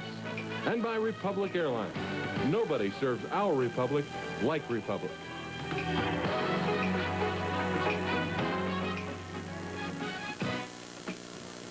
Second half just about ready to get underway, and despite Michigan being on top by a score of 35-3 over the Boilermakers of Purdue, the Wolverines will receive the opening kickoff here to get the second half underway. Walter Pisa all set to kick off. And Rogers and Kerry Smith back to handle that second half kickoff. It's Rogers deep in his own end zone, will not attempt to run it out. Wise choice on Rick's part. And the Wolverines will bring it out to the 20-yard line to start the second half. 1st and 10. Well, Steve Smith at quarterback was busy in that first half. 9 for 11 through the air for a total of 144 yards and 3 touchdown passes, and a story of what he has done today in total yardage going ahead of Rick Leach. Well, quite an afternoon thus far for Steve Smith, and on the ground has been no slouch either. Just under the 100 yards gain. Might have got a couple that time. Chris Scott, the tackle for Purdue, making the stop on Steve Smith. Just across the 21-yard line. 99 yards turned in by Steve Smith. As Art Malouris brings in that play from the bench. 2nd and 8. Bean and Marcray out of your screen right now. They are split wide to the left.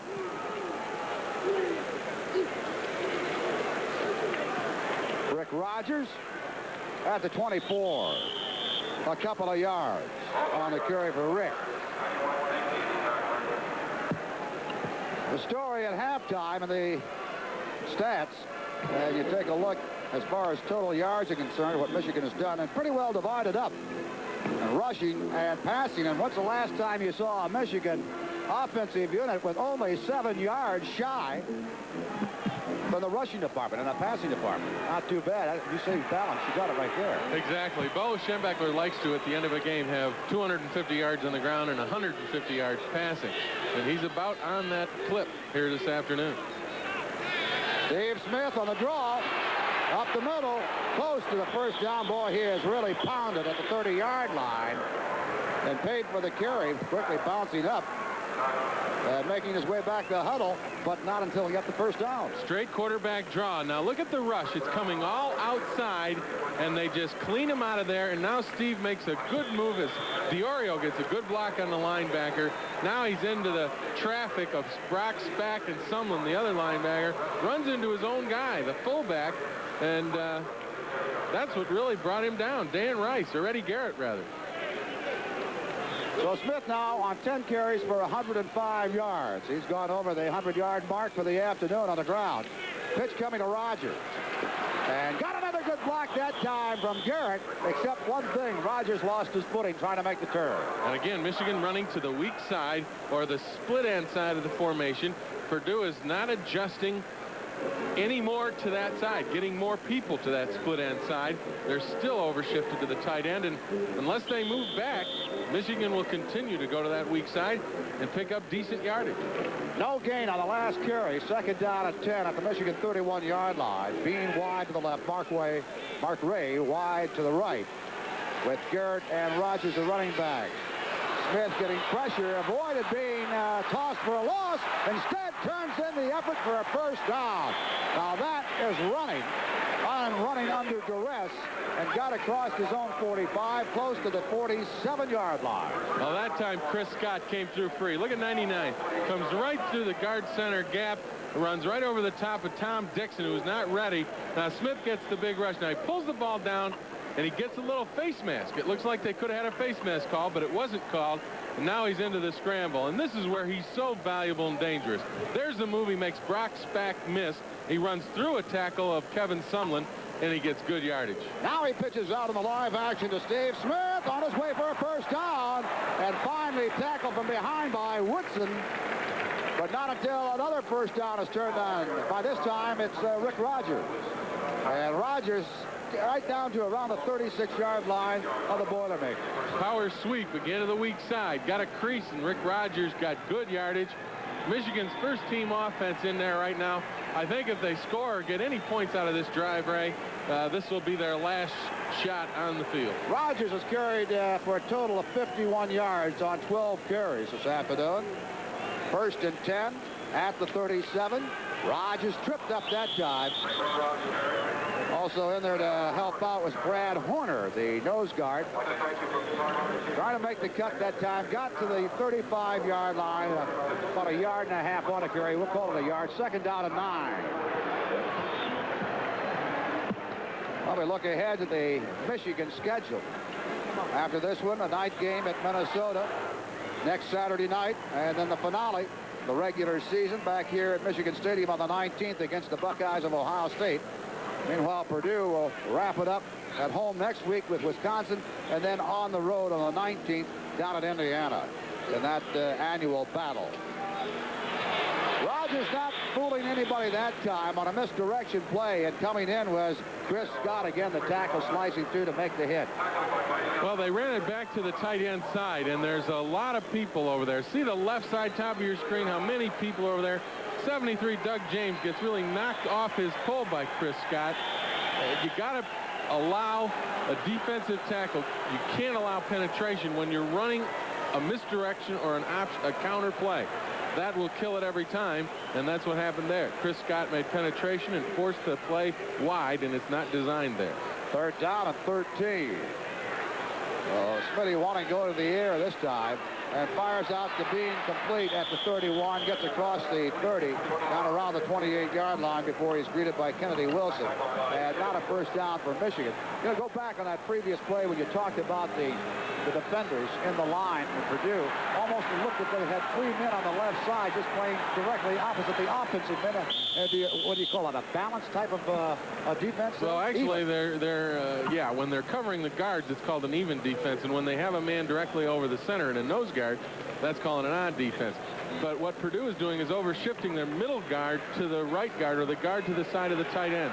Now it's fourth down, and Michigan's going for it. Fourth down and a couple of yards needed. That's a 28. Rogers tries the left side, makes the corner, and he's out of bounds. He may he'd be very close to the first down. See where they mark it. They're marking it very close to being inside the 26. If they do that, they'll have the first down. They'll have the first down. Didn't look as if he had a snowball's chance when he turned the corner. Well, they ran it to the sideline, and again, Purdue overshifted to the tight end. Even though they had double tight ends, to Sim Nelson's side, they put an extra defender. They ran the sweep back to the short side of the sideline where there were less people, and all they needed was that yard and a half, and they got it. Don Anderson checks in now, cornerback for Purdue. First and 10 for Michigan at the Purdue 25-yard line.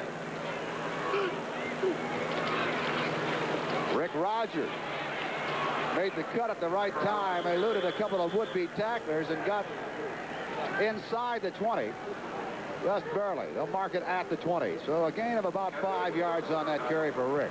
And we're seeing Purdue adjust back defensively, Ray, away from that overshift to the tight end. They're taking that middle guard now and actually putting him on the nose of the center. So they're a little bit more balanced in that direction now. So apparently they're adjusting that back because Michigan has hurt them so much to the split end side. Michigan using a lot of time on the clock. They've ripped off better than 6 minutes here. They've had the ball for 11 plays. Second down and 5. Smith on the option this time. Passes out to Kerry Smith. He takes the pitch out, has the first down, and close to the 10-yard line before being brought down by Kennedy Wilson, again, the strong side safety. And now because Purdue shifts back to the even defense, or rather more balanced, they come and run the option to the tight end. Now there you see the pitch.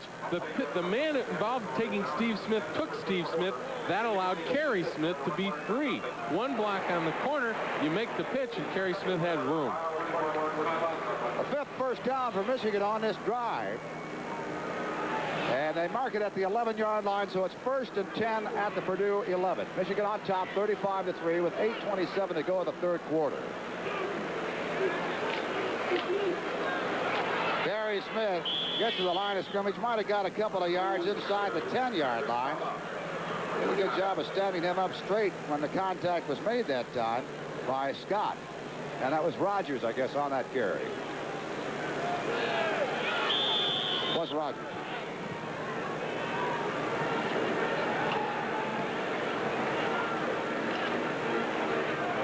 At the 7-yard line.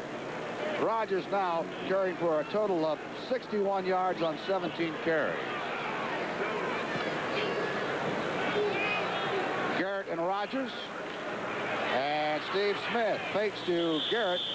Hits to the 5-yard line. Got to get to the 1 for the first down. Stopped again by Scott, so Scott really in on the tackles here in the early stages of this third quarter. Well, the man that made the play and forced Steve Smith back inside was Derek Hoskins, the defensive linebacker, or the end on that side. And if Steve Smith could have gotten outside of him, then they'd have been in good shape for the option. He'd have had two ways to go. Keep it and turn it up, or pitch it outside. But Hoskins turned it back inside the tackle. Good defensive play by Purdue. Garrett and Rogers in the I formation. Steve Smith on the blitz. Passing, complete, touchdown to Vince Bean.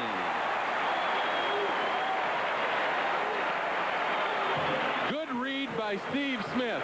They come out of there, and Smith read the blitz coming. He knew Vincent Bean would come open. Now you'll take a look. Smith gets one block right here. He sees and he knows that Bean will be open because they're on a heavy blitz from that corner. Bean has absolutely nobody in coverage. He just stands in the corner of the end zone wide open. Smith delivered early. Touchdown, Wolverines. So Vince Bean, his second touchdown aerial of the afternoon on the receiving end. His third of the season. Carthen's having a little problem down there. Needs some attention. Well, the Wolverines made it 41-3 here. Carthen's injured on the play. You'll remember a year ago, Carthen's, who had a knee problem. It looked as if maybe they were working on the left knee right now.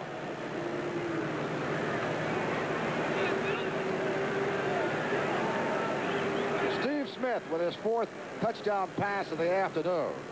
Bean in this ball game has been on the receiving end of 6 passes from Smith for a total of 79 yards and a couple of touchdowns to give him 3 on the year now.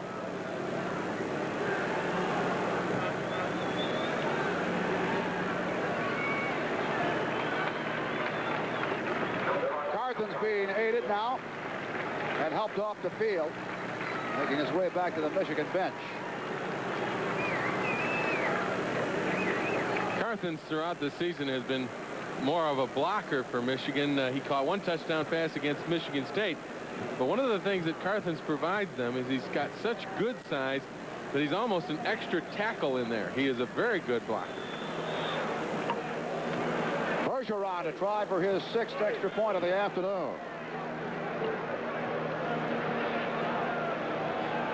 Placed down by Decker. And on the mark for the 6th time. And Michigan's lead now 42-3 with 6:59 to go in the 3rd quarter.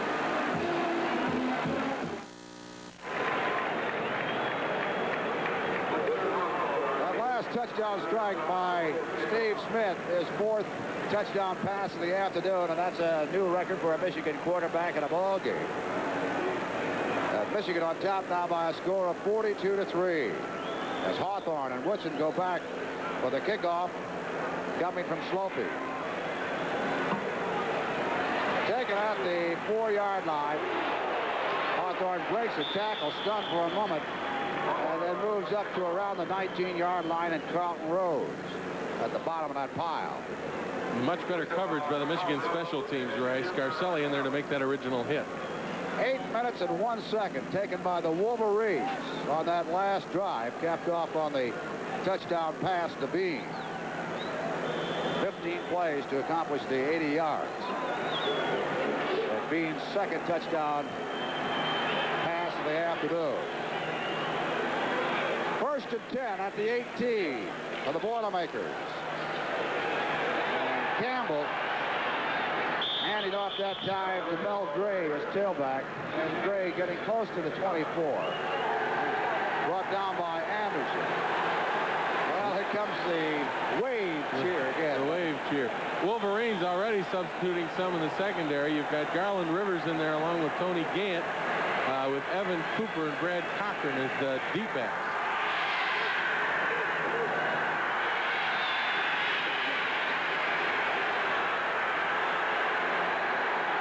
Second and 5. And on the carry again is Mel Gray. Gray shy, but first down by a yard, a couple of yards. And around the 27-yard line.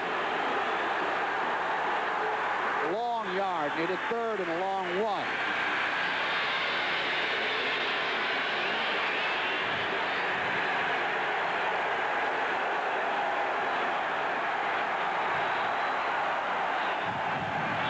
Akers in there at one of the linebacking posts on the 3rd and 1.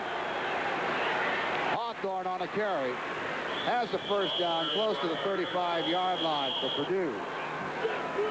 Cochran and Anderson in there to make the stop. 42-3 the score. We're in the 3rd quarter with 5 minutes and 32 seconds to go. I'm Ray Lane along with Jim Brandstetter. We're very glad you could join us on our Wolverine Sports Television Network. And we hope that you'll be with us next Saturday night when the Wolverines travel to take on the Golden Gophers at Minnesota. 1st and 10 for the Boilermakers. Gray is just wrapped up as he got to the line of scrimmage. And again, it was Anderson in there to plant the shoulder. And I tell you, a good job done by Gerald Akers. Watch number 33 come into your picture. He'll be taking on the fullback right there in the hole. Bang, he's out of the picture right now, but it was Akers who took on the fullback, forced the fullback with the ball, Gray, to alter his route, and Anderson was right there to lay the wood to him. Long afternoon for the Boilermakers. 2nd down and 9. Mel Gray has the first down. Keeps those legs churning. Gets the first down. Gets close to the 48-yard line of the Boilermakers. Cooper was over there to make sure that he stayed down. Here it is. Look at the interior. They're coming with both linebackers, Akers, and Sincich breaks through, but he runs by the ball. He overruns Gray. Now, this is what we call why we talk about him as being such a great runner. He makes a cut on the move, and he's always looking to go upfield, always making cuts going upfield. He's a very good runner. He's going to pick up some yardage this second half. 1st and 10, pitch out to Gray again. Cuts back in against the grain. Had Anderson on one leg. Brooks had the other one, and they brought him down just about at the 50-yard line. Gray has carried now 10 times for a total of 52 yards. So he has been the workhorse as far as the offensive threat of the Boilermakers this afternoon. New tandem of running backs going in now for the Boilermakers. Jordan, one of them, and Jordan carries. Not going to go much, just about to the line of scrimmage. Now they got a half a yard on the carry. Akers at the bottom of the pile. Cochran is also there for Michigan. The linebackers and middle guard, Sincich, did a good job reading this draw play. See Sincich? He stops. Now, he read the draw. He didn't make a pass rush because he was reading where that ball was going.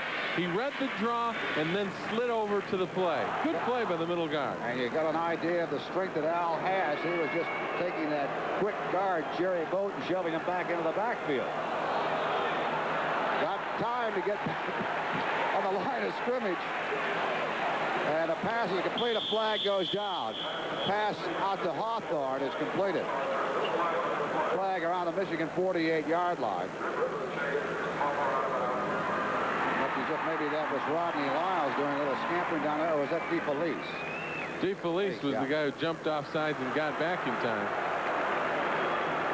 Penalty looks to be on Michigan in their secondary. They call some face mask over there. Face mask on Michigan. Apparently somebody out in the pattern was breaking open, and one of the Michigan defenders grabbed on.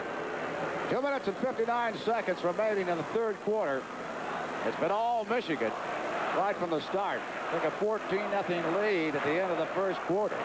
Leading right now 42-3. So the major penalty against the Wolverines on the face mask.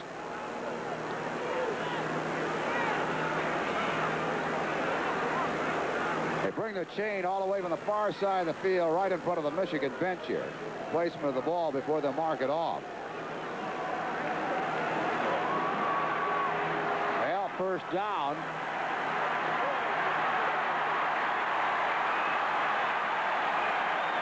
They cheer the first down. Ball is the face mask. It's declined with the first down. Must have been an inadvertent face mask, Ray, 5 yards which is a 5-yard penalty, and they'll take the play rather than the penalty because penalty wouldn't have given them the first down. Had it been intentional, a 15-yarder would have been marched off against them. So marked at the 42-yard line of Michigan. It's 1st and 10, Boilermakers.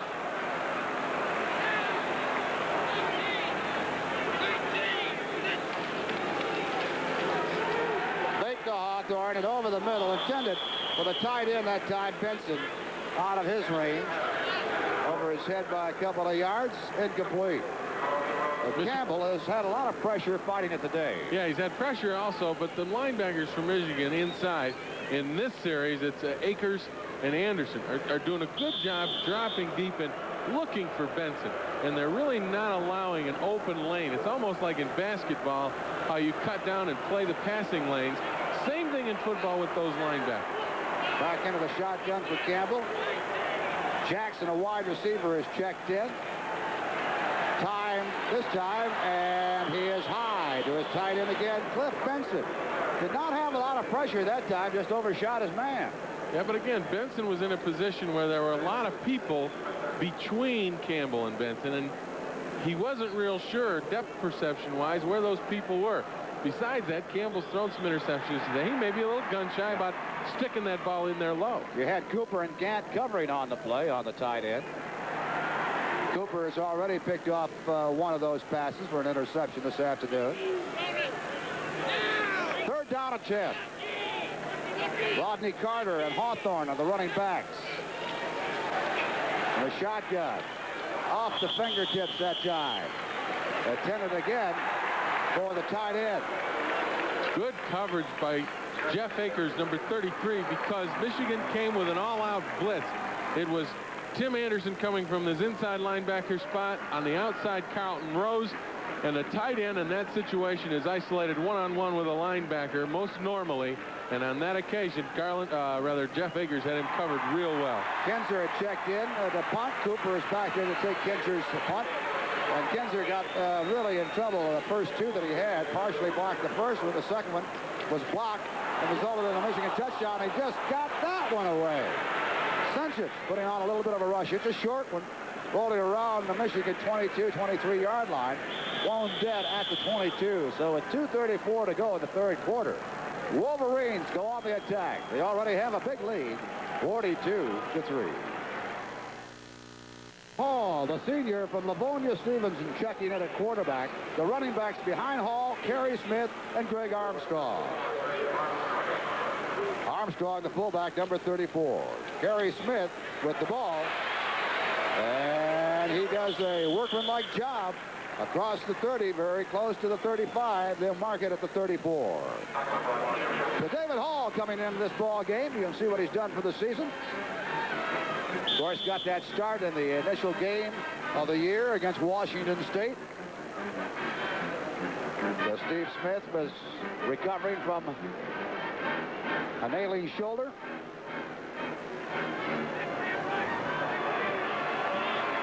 About a yard and a half needed for the first down. That was Armstrong on a carry, has enough for the first down. Very close to the 38-yard line, maybe the 39. Horner wrapping him up there for the stop. Michigan will probably stay with the ground game, running power offense, giving the ball to the tailback deep in the backfield and running that fullback on some certain trap plays up the middle.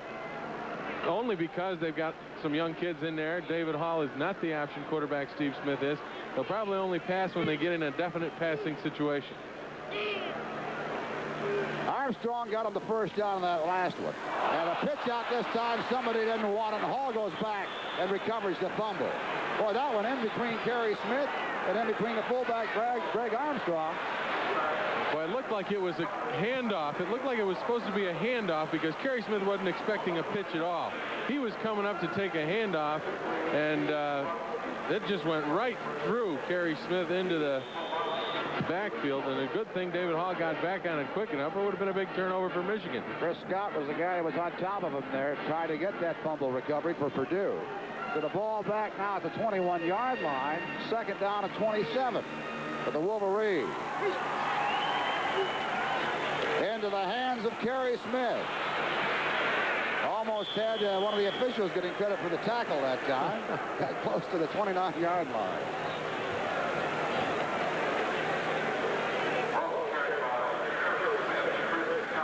Kerry Smith now with a 5-yard average in this ball game. 6 carries for 30 yards. And a little review in case you want to go back and say, where did he play high school ball? Forest Hills in Grand Rapids. 17 seconds remaining in the third quarter. Hall with his first pass of the afternoon. And the catch by Bean. He's ruled that he trapped it at the 46-yard line. Coming back. And I think one of the officials may overrule that the play was made. One ruled it incomplete, trapped. The other one said the catch was made. And so the discussion goes on. We'll see how they'll rule.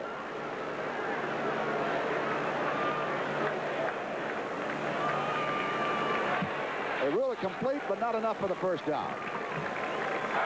Vincent Bean has done that on a couple of occasions, pulled him right off the turf. But Ray, again, that was a situation where an official on the sideline, the one behind him, ruled it incomplete. The one in front of him saw it and ruled it complete. And there was an overrule of one call by the other official. Last week in Illinois, that didn't happen, and it hurt Michigan. No, that's right, it did not. Well, we've got one more quarter to go for you. 3 quarters have been played. That's the score. Michigan on top. situation now for Michigan. Going back to Vincent Bean, the lefty there at the end of the third quarter. Bean now with 7 catches for a total of 105 yards this afternoon and a couple of touchdowns. I'll bet that's his best day ever in a Michigan uniform.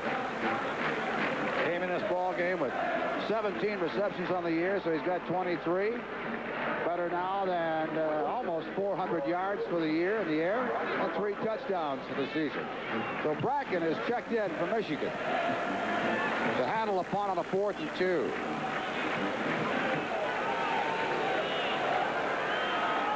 Woodson back to take the punt from Bracken. Pressure applied this time by the Wolverines. Bracken at his 16-yard line. Straight ahead, gets up to the 25, close to the 26-yard line. And before the Wolverines go, or rather the Boilermakers go on the attack, let's take a timeout. Michigan leading 42-3.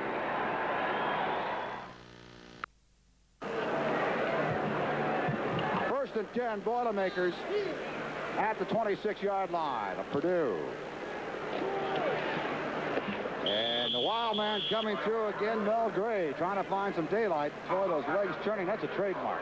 I think I said Bean with 6 receptions. Make it 7 receptions now in this ball game, 24 for the year. And he has surpassed Doug Marsh in yardage, passing yardage, over 1,000 yards. Doug Marsh was in 8th place on the Michigan all-time list, and now that position belongs to Vince Bean. Well, congratulations to Vince, the young man from Southfield, Michigan. Gray with 11 carries for 56 yards. 2nd down and 6, so Gray getting 4 on that last carry. Campbell on the run and firing complete.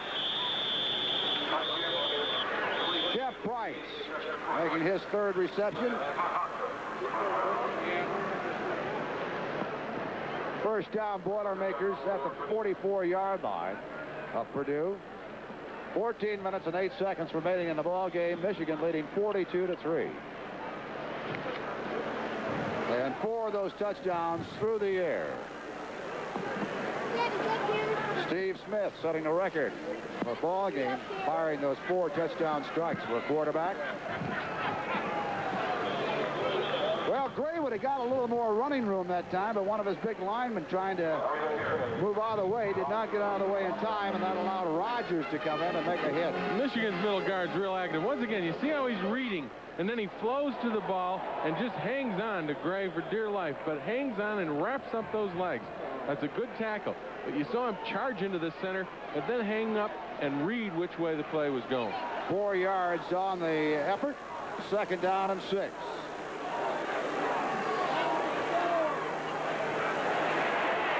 Campbell scampering around. The low pass is caught by Benson, the tight end. So they combine that time for a 1st down effort. And that goes down close to the 43-yard line of the Wolverines. Michigan's secondary in this position with the big lead, really taking away everything down the middle. The linebackers are taking deep drops. Really all are allowing is Purdue the short pass underneath. The Wolverines defense coming into this ball game first against the rush in the Big Ten. By the way, that was Benson, the tight end, who has been a very active receiver for Purdue. His first catch of this ball game. Again, it was Gray, the tailback, on the call. And got just about to the line of scrimmage. Garland Rivers over there doing a good job to get around him and force him out of bounds. I give him a yard on a carry. And a little less than a yard now. So for all purposes, it's still 2nd and 10.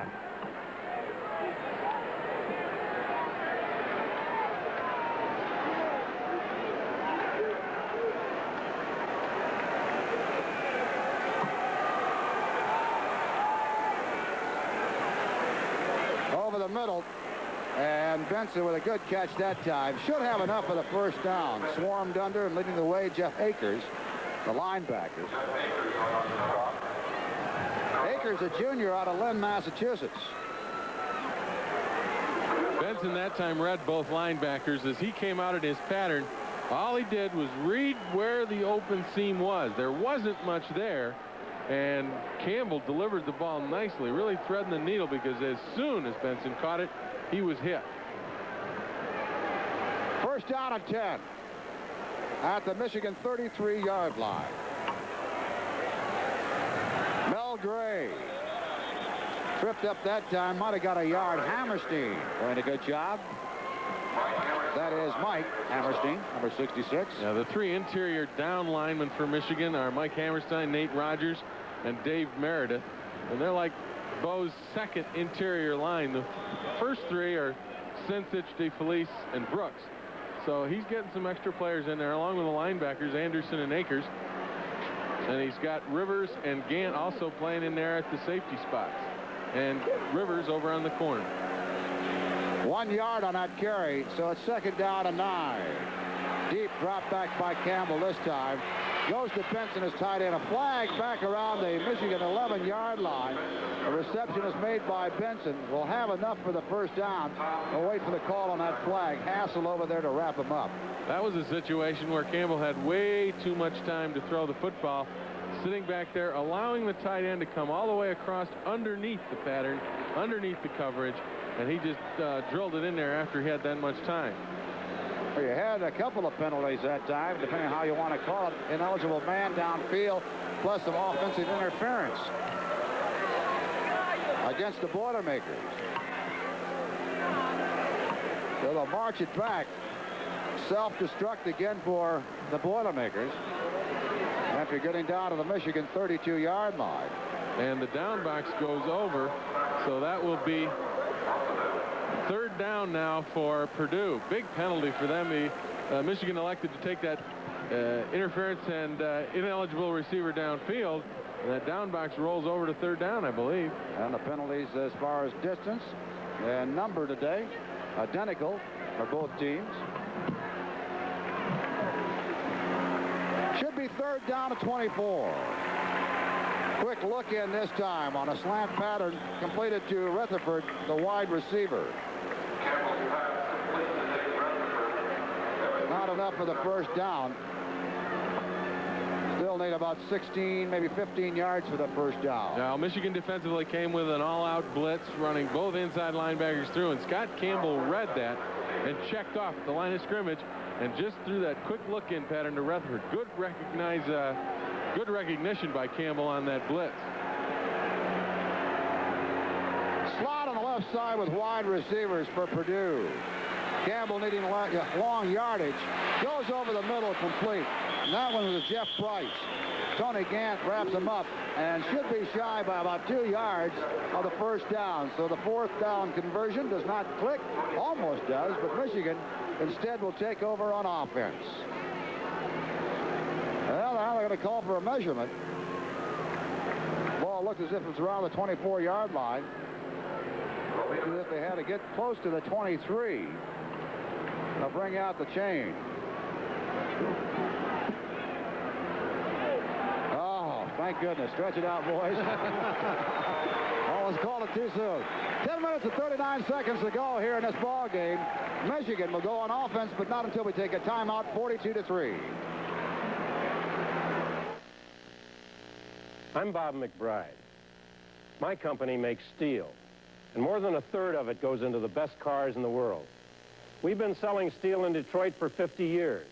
We're going to do it for the next 50 with quality, service, and delivery that rate #1. My company's National Steel, and when I say we're driving...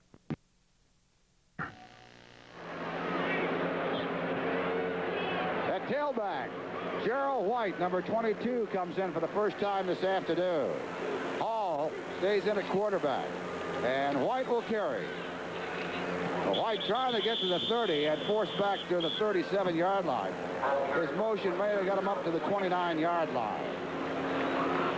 Two new wide receivers in there also, right? Not actually new, but back to playing for the first time in about 5 weeks since the Indiana weekend.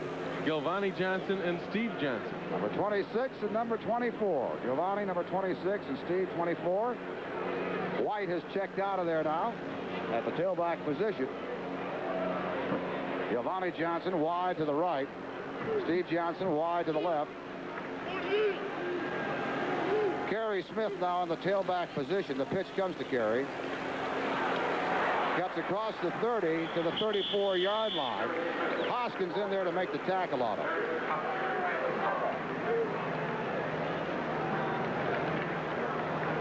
First down, Michigan. 9 minutes and 49 seconds. And this one will be history, as Michigan, in the 34 previous meetings, has won 26 times while losing 8. And here at Michigan Stadium against the Boilermakers, 17-3 against Purdue. The story on Kerry Smith, what he's done this afternoon on those 7 carries for 35 yards.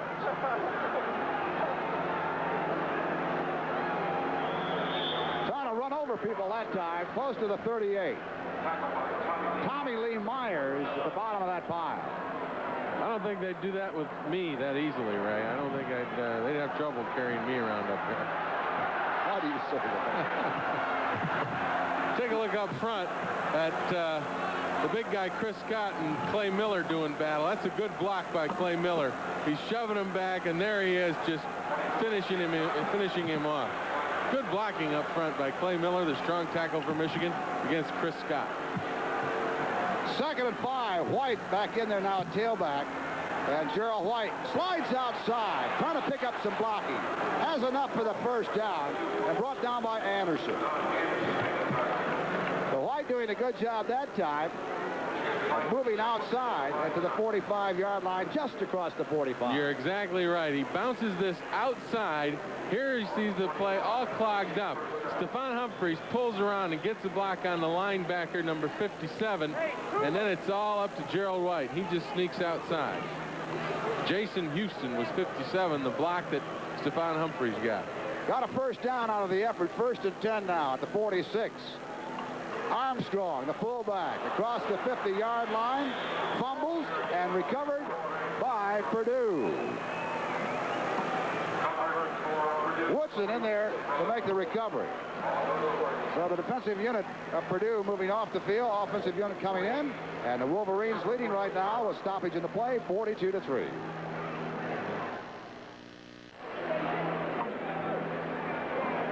Time the Wolverines have fumbled this year, and only the 4th time they have lost the ball, turned it over in the fumble department.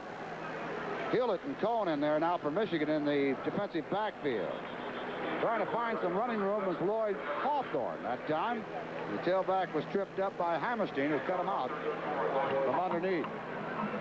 I tell you, it's going to be a tough cause, I think, for Leon Burdett to try to keep his troops up in a ball game like this. Jim Everett, backup quarterback to Scott Campbell, has come in, and Everett, a junior out of Berwick, Pennsylvania, taking over.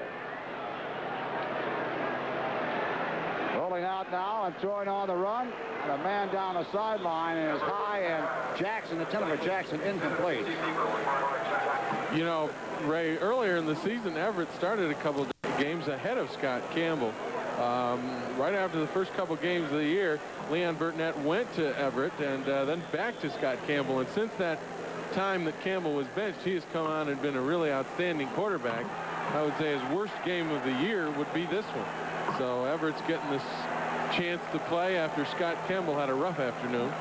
Campbell was 14-28 for 50% for a total of 120 yards, but throwing for 3 interceptions. And Everett now 29 for 62 in the air. Look out. Here comes the blitz. Everybody moving, and how do you do? Michigan has the ball right back. Oh, my. Hey, we got a chance for a timeout before the Wolverines go on the attack again. So it's 42-3, and here come the Wolverines.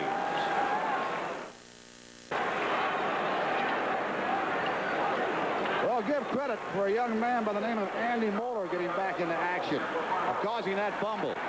And then Carlton Rose got on it. We've got a new quarterback for Michigan, Jim Harbaugh, pitching to Gerald White. Well, Harbaugh pitching out, and the youngster, the 3rd quarterback to work, a young man who certainly knows the Ann Arbor area after attending the Pioneer High School for a while before moving out to Palo Alto, California.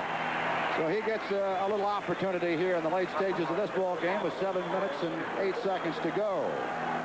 Bob Perryman has checked in at a fullback position. His first action this afternoon. He's number 37. Michigan also has their 2nd offensive line in there. Mark Hammerstein, number 78. Bob Tabacino, 77. 59, Art Valordis is the center. Bob Popowski also Bob in there. Popowski in there, and Jerry Quernett, the other quick tackle. So Perriman and White are the running backs behind Harbaugh. And White on the carry. Trying to stay in behind his fullback who was attempting to block for him. Gave him a couple of yards on that carry. The 2nd and 7. And turn the box over now to 3rd. Now the Boilermakers on the sidelines are even taking a pounding. 3rd down and 3.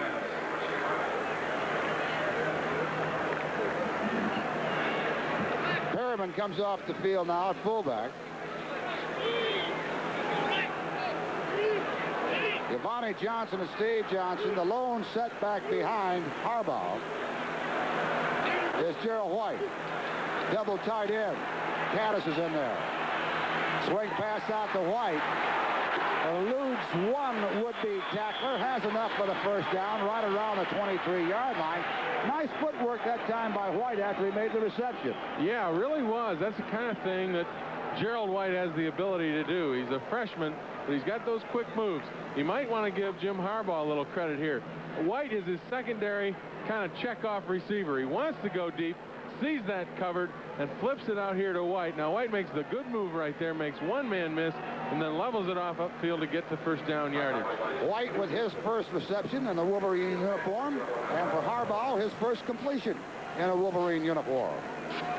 Meanwhile, one of the Boilermakers down and injured, right around the 23-yard line. Right where the contact was made on Gerald White when they applied the tackle. And that is Jason Houston, backup interior linebacker, junior out of Pittsburgh, Pennsylvania. In the passing department today, with 3 quarterbacks operating, Smith, for the most part, Hall and Harbaugh, they have combined for a total of 13 of 15. 13 completed passes of 15 attempts for a total of 186 yards. Smith, of course, throwing for 4 touchdowns. He was good for 154 yards through the air. Hall, well, he was in there for 26 yards, 1 for 1. And now a 6-yard pass this time by Harbaugh.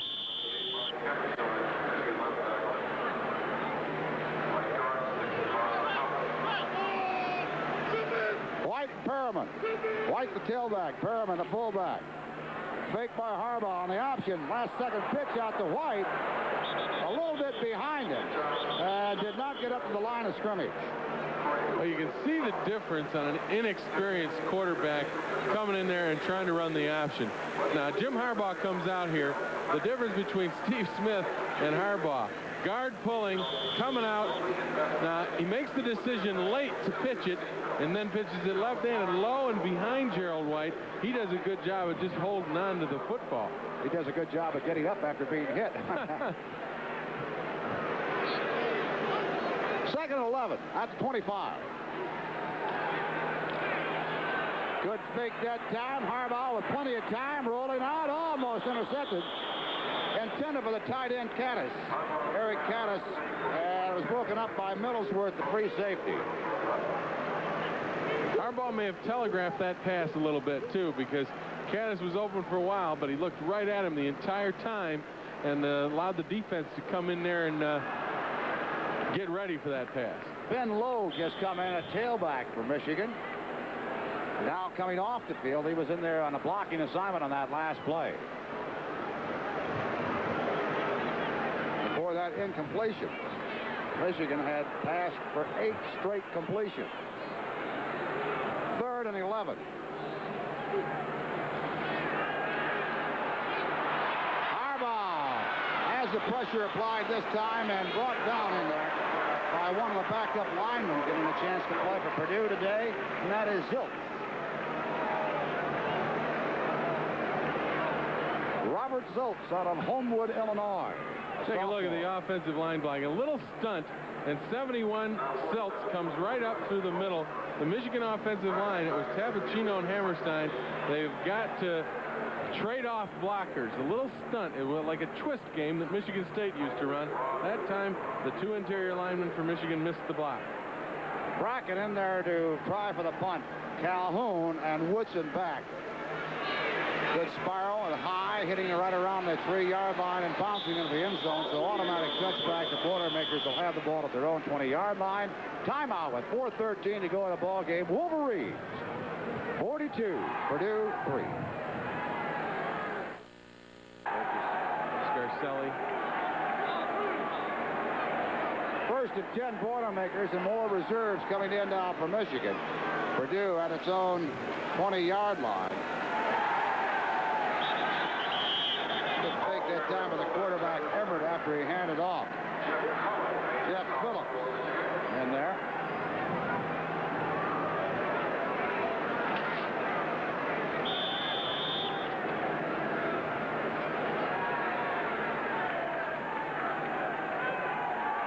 Filner, huh? Filner. Is that the guy you were talking about earlier that was so great as a freshman? Yeah, he came on against Michigan when he was a freshman. Surprised Michigan. And Fjellner had a real good game against him. Again, he carries Filner up to the 25-yard line. 5 yards on that one. 3rd down and 3.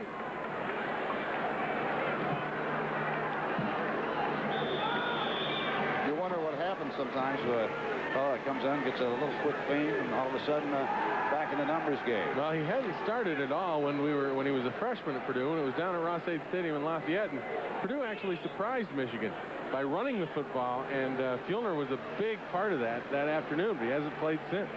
Everett on 3rd and 5. And he comes out to Brunner on this one. It's complete for the 1st down right in front of the Michigan bench around the 35, 36-yard line. Michigan player shook up on the play back around the 18-yard line of Purdue.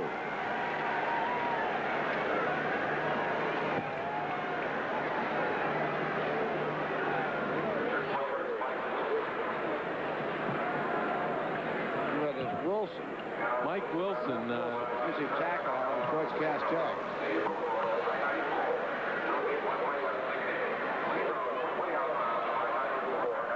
Working on the ankle. Mike Wilson is a graduate of Cass Tech High School. It's the same school our producer came from. Bob Lipson. He's going back to homecoming at all. No, and he had never played football either.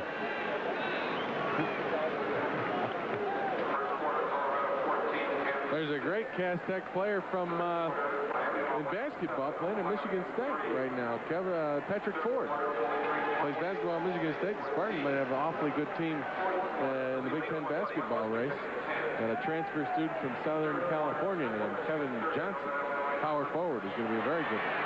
And you look back a few years ago, a fellow by the name of Huckleby was wearing the maize and blue uniform here at Michigan, out of Cass Tech. Now wearing the green and gold of the Green Bay Packers. Mike Wilson being aided to the sidelines. Injury to the right leg.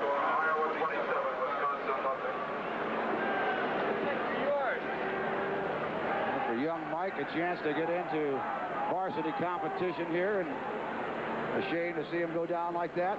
Oh, you really do too. The game being out of hand, and you see these guys that don't get the opportunity to play a lot in the big games, and Mike Wilson gets his shot in this game against Purdue, and you hate to see him go down. You don't know, hopefully it's not serious, but you hate to see that happen. Our hats off to Rex Thompson and Ray Miller. And Russ Miller, who has done the job of keeping these guys healthy. Trying to, anyway. He's had a rough season, too. A lot of injuries to the linebackers. Rodney Carter on that carry that time. And Carter takes it up to the 44-yard line of the Boilermakers. 2nd down and about a yard needed. And Carter was carried 4 times this afternoon for a total of 19 yards. 2 minutes and 27 seconds to go. Michigan on top by a score of 42-3.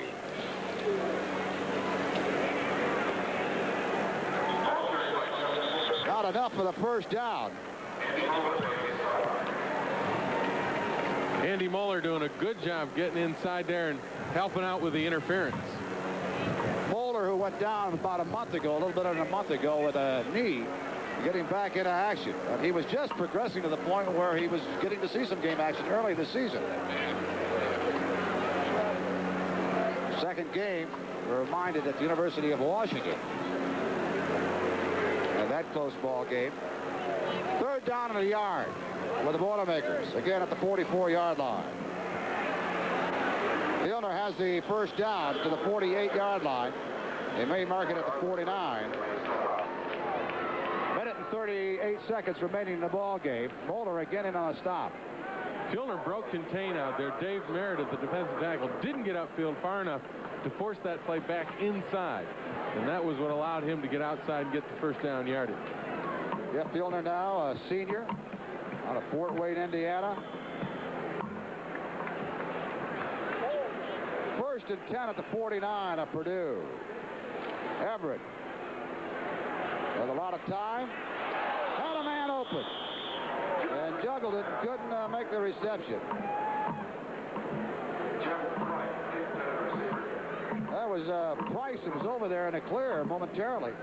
Well, you see, Everett's got a real nice arm, too, because he threw that one with a little touch down the middle of the field. If he'd have thrown a real bullet down there, I don't think it would have been as close to being caught. But he had a nice little touch lofting it over the linebacker. Everett, 6'5", 205-pounder. Work from the shotgun. Second and 5, high snap. And on the carry, it is Carter, Rodney Carter. Kind of a Statue of Liberty of sorts. The hard way. Yeah. The snap from the center, I'm not sure whether the center felt it was going to be the shotgun, but it heads up way over Everett's head, and you see, good job by Carter to react back to the ball and make something out of it. Scarcelli over there to make the first hit on him. Guy said it had to be a high one because I'm already 6'5". At the 50-yard line, it'll be third down and 9 yards. Needed by the Boilermakers for the first down. And we've got another Michigan player injured on the far side of the field.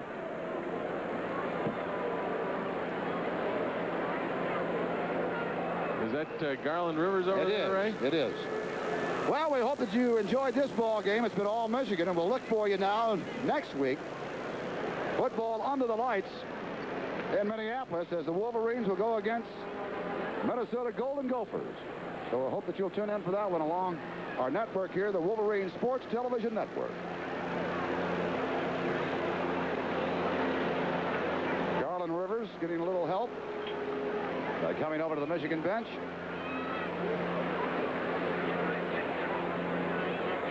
Talking about the Minnesota ball club already, where Joe Salem has announced that he will be leaving. Story on this ball game, of course, in total yardage, passing and rushing on the lopsided department. As far as Michigan is concerned, dominating. So quite a rebuilding program needed up there at Minnesota. 3rd and 9, and Everett unloads and broken up there in fine fashion. That time coming back was Reinhold, the linebacker. Good deep drops by the linebackers here. Of course, Michigan knows that Purdue is forced into a situation where they want to throw. But check Reinhold. They're taking that deep drop. They see everybody in front of them. Now Reinhold reads the quarterback and just gets over into the area where the ball is going to be thrown. And that's exactly what you want your linebackers to do. He's got to drop back and then read the quarterback. If he starts heading out to the right-hand side, you get over there. You slide over in position to do something with the pass. 4th and 9. Boilermakers trying to get the first down. And do as Everett goes over the middle. And the Boilermakers will strike for a touchdown. Price making the reception and scampering in. A play similar that we saw Illinois pull off a week ago. Well, that time you saw the pass pattern, the previous play that Reinhold knocked down. This occasion, what they did was they ran Price down over the middle, and Everett waited until he came clear between the linebackers on the move. and he drilled it right in there. Now he makes a cut and gets out of it. One tackle, breaks the tackle. I believe that was Jeff Cohen over there. Broke that tackle and was into the end zone. Well, Jim Everett is fired for his second touchdown pass of the year. And Price has his first touchdown of the season. The extra point effort by DeFeese is good. And so the Boilermakers get a touchdown and an extra point on this one. Flag is down, however. We'll wait for the call on this one. Offside against Michigan, so the extra point will count. I had Tim Clark in there to try for the extra point, and he's the man that had it. So the Boilermakers get on the board, 42-9. Take a look at the secondary coverage now. Watch the two linebackers. They're Reinhold and Moeller. Now they come back. The receiver at the top of the screen on the run finds the hole between the linebackers. Everett hits him there. Now he's cutting behind the secondary, and it wasn't a tackle from Cohen that missed on the corner. I couldn't tell who that was, but it was a similar play that beat Michigan last week when Williams cut across the middle, caught it in that they call that magic square, that seam in the zone behind the linebackers in front of the deep backs. And when you got a guy with the speed of Price, he's able to turn that corner in a hurry and hurt you. 42-10 with that extra point and a 50-yard touchdown pass that time from Everett to Price to do the job. I would like to thank our gang up in the booth again. Jim Snyder, who has handled our statistics again. Our spotter has been Fred Posant, the flying Frenchman. Did he play for the Canadiens at one time? I'll tell you, Michigan coming through with a big win in hockey. Speaking about the Canadiens last night over New Hampshire, 3-2 in overtime. And going again tonight. Mr. Posant, however, has made Munising, Michigan right on the map, hasn't he? Nice job, Fred. Michigan looking for an onside kick from the Boilermakers. We're down to 38 seconds remaining in the ball game. DeFeese, number 6, has it teed up. And the scramble for it. Michigan retains possession over at the 40-yard line.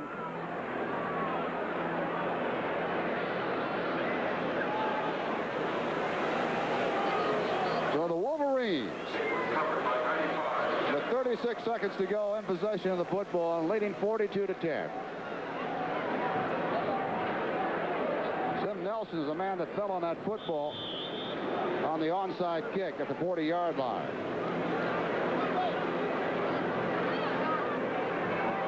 Harbaugh stays in at quarterback. Perryman checks in late at fullback. Gerald White, the tailback, and White will carry. Loses a yard, and 29 seconds remaining and ticking away. Well, the Wolverines will pick up their 7th win of the year in this one, and their conference mark will go to 6-1. As far as the Boilermakers concerned, their record in the conference will go to 2 wins, 4 losses, and the 1 tie.